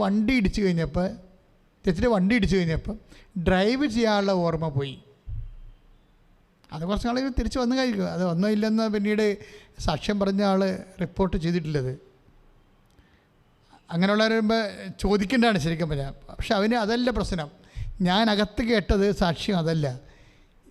ഇത് കേട്ടപ്പോൾ അതാണ് കൃപാസനത്തിൻ്റെ അമ്മയുടെ അടുത്ത് വരാനുള്ള പ്രധാനപ്പെട്ട കാരണം. അതായത് ഇവർ കൃപാസനത്തിൽ വന്ന് കഴിഞ്ഞിട്ട് ഡ്രൈവിങ്ങിൻ്റെ ഓർമ്മ പോയ കാര്യമാണ് ഇവർ ആദ്യമായിട്ട് വെക്കണത്. തീർച്ചയായിട്ടും ഇതിൻ്റെ രീതി അനുസരിച്ച് കുറച്ച് കഴിയുമ്പോൾ അത് തിരിച്ചു വരും. അത് പ്രശ്നമൊന്നുമില്ല. ഇപ്പോൾ ഉടമ്പടി എടുത്തില്ലെങ്കിലും വരും. അതൊരു പെട്ടെന്നുണ്ടാകുന്ന ഒരു ഷോക്കാണ്. അത് കഴിഞ്ഞപ്പോൾ കുറച്ച് കഴിയുമ്പോൾ ബ്രെയിൻ സിസ്റ്റം ക്ലിയർ ചെയ്ത് തരുമ്പോൾ പഴയ മെമ്മറി എല്ലാം തിരിച്ചു വരും. അതല്ല ഞാൻ പറയാൻ ഉദ്ദേശിക്കുന്നത്. ഈ വകുപ്പിലാണ് ഇവരെ ഇവിടെ കൊണ്ടുവന്നിരിക്കുന്ന അമ്മ. ആ വാഹനം ഹിറ്റ് ചെയ്തതിൻ്റെ ഒരു വകുപ്പിലാണ് അമ്മ ഇവരെ കൊണ്ടുവന്നിരിക്കുന്നത്. എന്താ വിഷയം? അതൊന്നുമല്ല. എന്താണെന്നറിയുമോ? ഇവർക്ക് ഒരു 10 കൊല്ലമായിട്ട് ഒരു ഗുരുതരമായ രോഗമാണ്. എന്ത് രോഗമാണെന്ന് വെച്ച് കഴിഞ്ഞാൽ അവർ പറയണത് കുളിക്കാൻ പറ്റത്തില്ല. കുളിക്കണമെങ്കിൽ തിളച്ച വെള്ളമായിരിക്കണം. ഒന്ന് ചിന്തിച്ച് നോക്കിയേ, തിളച്ച വെള്ളത്തിലേ കുളിക്കാൻ പറ്റത്തുള്ളൂ. അപ്പോൾ അവർ പറയണത് എൻ്റെ നീർക്കെട്ടൽ കൊണ്ടാണ് എനിക്ക് തിളച്ച വെള്ളം ശരീരത്തിൽ ഒഴിച്ചാൽ മാത്രമേ അറിയത്തുള്ളെന്ന്, അല്ലെങ്കിൽ അറിയത്തില്ലെന്ന്. തന്നെയല്ല, തണുത്ത വെള്ളം വീണ അലർജിറ്റിക്കാവും. അപ്പോൾ വാതവും ഉണ്ടെന്ന് തോന്നാണ്. നീർക്കെട്ടലും വാതവും കൂടിയാണ് ആ ബോഡിക്ക് വന്നിരിക്കുന്നത്. ഇതിവർ വർഷങ്ങളായിട്ട് അനുഭവിക്കുന്ന പ്രശ്നമാണ്. പക്ഷെ ഉടമ്പടി ചെയ്ത് 2 ദിവസം കഴിഞ്ഞപ്പോൾ തന്നെ ഈ വർഷങ്ങളായിട്ട് തിളച്ച വെള്ളം ഒഴിച്ചാണ് കുളിക്കണത്. ഒന്ന് ചിന്തിച്ച് നോക്കിയേ. അതിന് മരുന്നില്ല, പക്ഷെ അമ്മയുടെ അടുത്ത് മരുന്നുണ്ട്. ഇപ്പോൾ അവർ തണുത്ത വെള്ളത്തിലാണ് കുളിക്കണത്. അത്രയും സെക്കൻഡ് വ്യത്യാസമാണ്. ഇപ്പോൾ വണ്ടി ഇടിച്ചത് എന്തിനാണ്? ഇവിടെ ഡ്രൈവിംഗ് ഓർമ്മ പോയത് എന്തിനാണ്? ഇവിടെ രോഗത്തെ സുഖപ്പെടുത്താൻ വേണ്ടി അമ്മയുടെ ഒരു ദൈവത്തിൻ്റെ ഒരു പരിപാലനയുടെ ഭാഗമാണ്. അപ്പോൾ അതുകൊണ്ട് എപ്പോഴും സഹോദരൻ മക്കളെ എപ്പോഴും ശ്രദ്ധിക്കേണ്ടത്, നിങ്ങൾക്ക് എന്തെങ്കിലും ഒരു ഇടവ് സംഭവിച്ചാൽ നിങ്ങൾ ഓർക്കും അതായിരിക്കും, അത് നിങ്ങളുടെ കുഴപ്പം കൊണ്ടാണ്, അല്ലെങ്കിൽ പാപം കൊണ്ടാണ്, അല്ലെങ്കിൽ ദൈവം എന്നോട് ഇങ്ങനെ ചെയ്തില്ല, ഈ പ്രാർത്ഥിക്കണം, ഞാൻ ഇത്രയും പ്രാർത്ഥിച്ചിട്ട് ഇങ്ങനെ സംഭവിച്ചല്ല. ഇങ്ങനെ പരിശുദ്ധാത്മാവില്ലാതെ പൊട്ടത്തരം പറയരുത്. ദൈവം ഉദ്ദേശിക്കുന്ന അതായിരിക്കത്തില്ല. ആ ഒരൊറ്റ വിഷയത്തിലൂടെ ദൈവം ആരാണെന്നറിഞ്ഞ് നീ വർഷങ്ങളായി അനുഭവിക്കുന്ന വിഷമതകളിൽ നിന്ന് കർത്താവ് നിന്നെ വീണ്ടെടുക്കാനുള്ള ദൈവത്തിൻ്റെ സ്നേഹത്തിൻ്റെ ശക്തമായ പരിപാലനയുടെ ഭാഗമാണ്. അതാണ് ഉടമ്പടിയിൽ അനേകം മക്കൾക്ക് സംഭവിക്കുന്നുണ്ട്. പ്രാർത്ഥിച്ച്, അമ്മേ, പരിശുദ്ധ അമ്മേ, എന്റെ ജീവിതത്തിൽ അഹിതമായി എന്ത് സംഭവിച്ചാലും ഞാൻ ദൈവത്തെ പഴിക്കാതെ വിശ്വാസത്തിലും പ്രാർത്ഥനയിലും മാന്യം കാണിക്കാതെ എന്റെ വിശ്വാസം ശക്തിപ്പെടുത്തി പ്രാർത്ഥനയിൽ എരിവുണ്ടാക്കി ആ ഒരു സംഭവം കൊണ്ട് ദൈവം ഉദ്ദേശിക്കുന്ന സ്നേഹത്തിന്റെ പരിപാലനയിലേക്ക് എത്തിച്ചേരുവാൻ എന്നെ ഒരുക്കണമേ. എന്നെ ഒരുക്കണമേ. ശ്രദ്ധിക്കട്ടെ. ഹല്ലേലൂയ ഹല്ലേലൂയ ഹല്ലേലൂയ ഹല്ലേലൂയ. കർത്താവേ സ്തുതി. എല്ലാവരും എഴുന്നേൽക്കുക.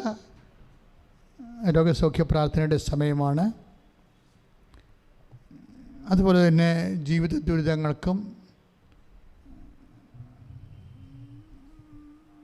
അതുപോലെ തന്നെ നിങ്ങളുടെ ജീവിതത്തെ ഭൗതിക മണ്ഡലങ്ങൾ അനുഭവിക്കുന്ന ഓരോ പ്രാരാബ്ദങ്ങൾക്കും നമ്മൾ 2 മണിക്കൂർ ഈ ധ്യാനത്തിൽ പങ്കെടുത്ത മക്കൾ, ഇടക്കും തലക്കും വന്ന് അവരുടെ സൗകര്യമനുസരിച്ച് കൂടിക്കൊണ്ടിരിക്കുന്ന എല്ലാ മക്കളെയും ഈ സമയത്ത് ഏകാഗ്രമായിരിക്കണം. ഈ നിമിഷം ഏകാഗ്രമായിരിക്കണം.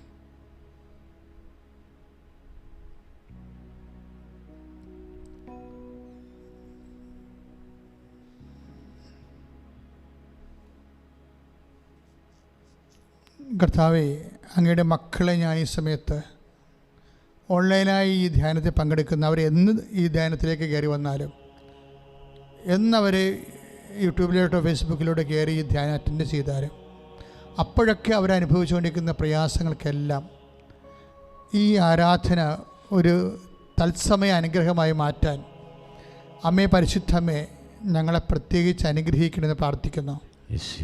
അമ്മേ, ഈ കാലങ്ങളിൽ ജോലിയില്ലാത്ത അനേകം മക്കളുണ്ട്.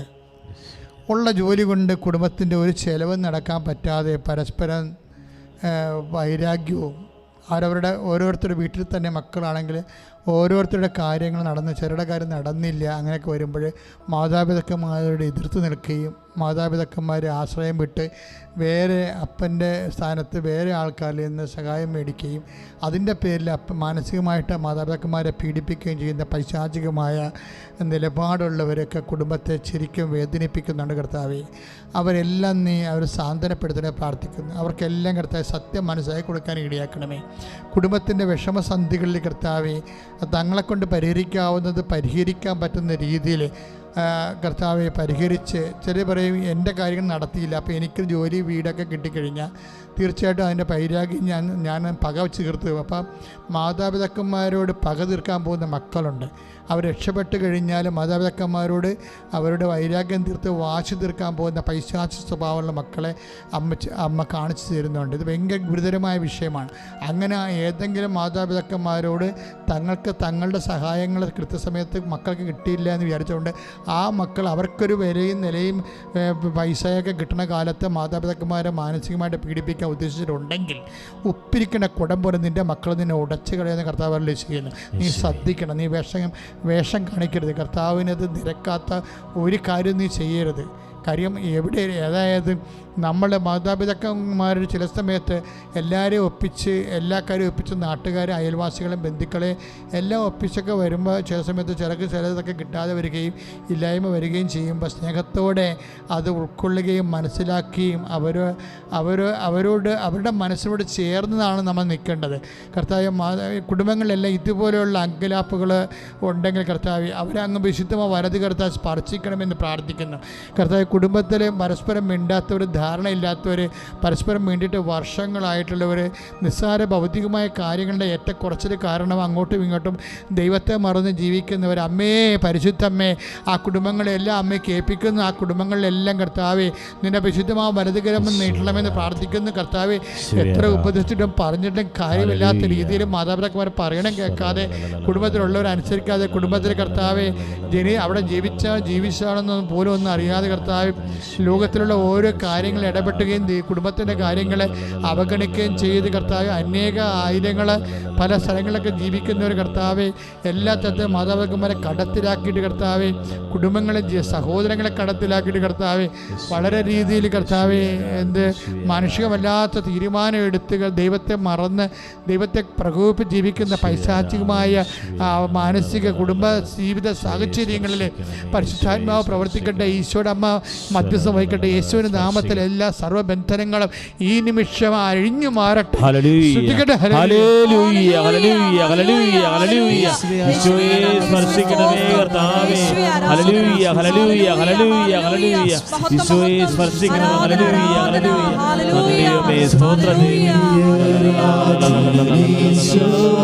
നമ്മുടെ ശരീരം മുഴുവനും നെഞ്ച് 2 കൈ കൊണ്ട് സ്വസ്തികമായിട്ട് പൊത്തി ശരീരം മുഴുവനും കർത്താവിനെ ഏൽപ്പിക്കുക.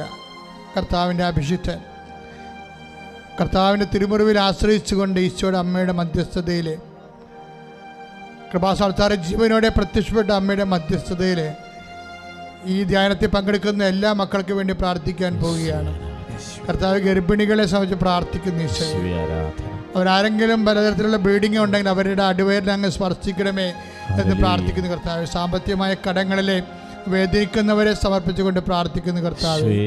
തൊഴിലില്ലാത്തവരും ജോലി ഇല്ലാത്തവരും കർത്താവ്, അതിൻ്റെ പേരിൽ കുടുംബത്തിൻ്റെ കാര്യങ്ങളെല്ലാം അവതാളത്തിലായവർ, ജോലി അന്വേഷിച്ച് പോയിട്ട് കിട്ടാത്തവർ കർത്താവ്, അവരെല്ലാം സമർപ്പിച്ചുകൊണ്ട് പ്രാർത്ഥിക്കണം ഈശോയെ. കർത്താവ്, തൊഴിൽ ശാലകൾ, വ്യാപാര ശാലകൾ അടഞ്ഞുപോയവർ കർത്താവ്, അതിൻ്റെ പേരിൽ കർത്താവ് കടമായി വന്നവർ, ഇനി കട തുറക്കണമെങ്കിൽ അതിനെ തുടക്കണമെങ്കിൽ ലോൺ വേണം കർത്താവ്, അതിനെ സാമ്പത്തികമായി ആരെങ്കിലും സഹായിക്കണം കർത്താവ്. അതിനുള്ള മാർഗം തുറക്കാനും കാണാത്ത വ്യക്തികളെ കർത്താവ് അങ്ങ് സഹായിക്കണമെന്ന് പ്രാർത്ഥിക്കുന്നത് കർത്താവ്.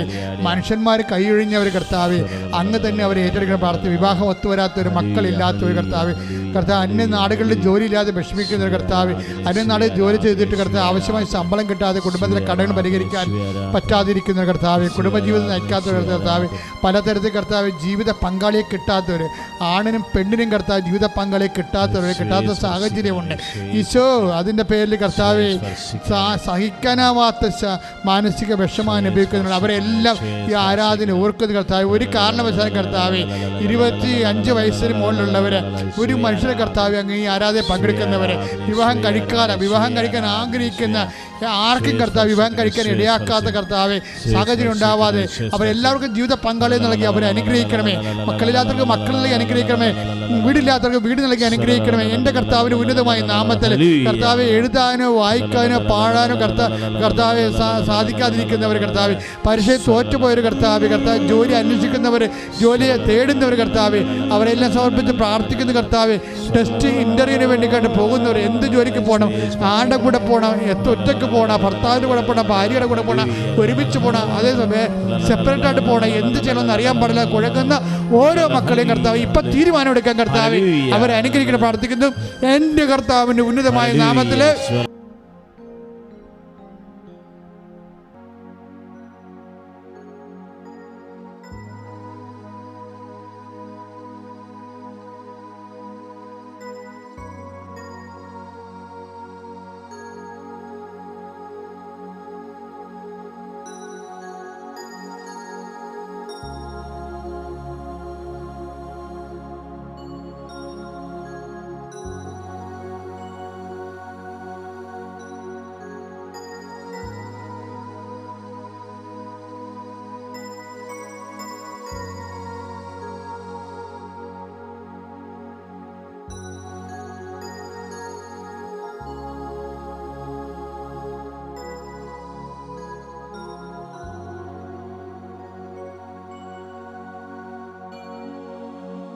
പരിശുദ്ധ പരമമാ ദിവ്യകാരുണ്യമേ, എന്നുമെന്നും അങ്ങേക്കാരാധന. പരിശുദ്ധ പരമമാ ദിവ്യകാരുണ്യമേ, എന്നുമെന്നും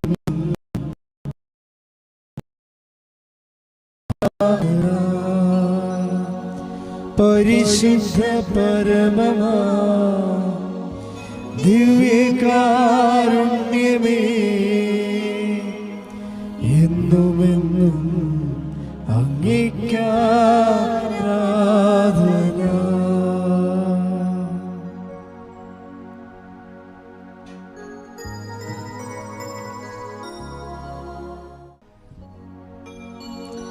ആവേ ആവേ ആവേ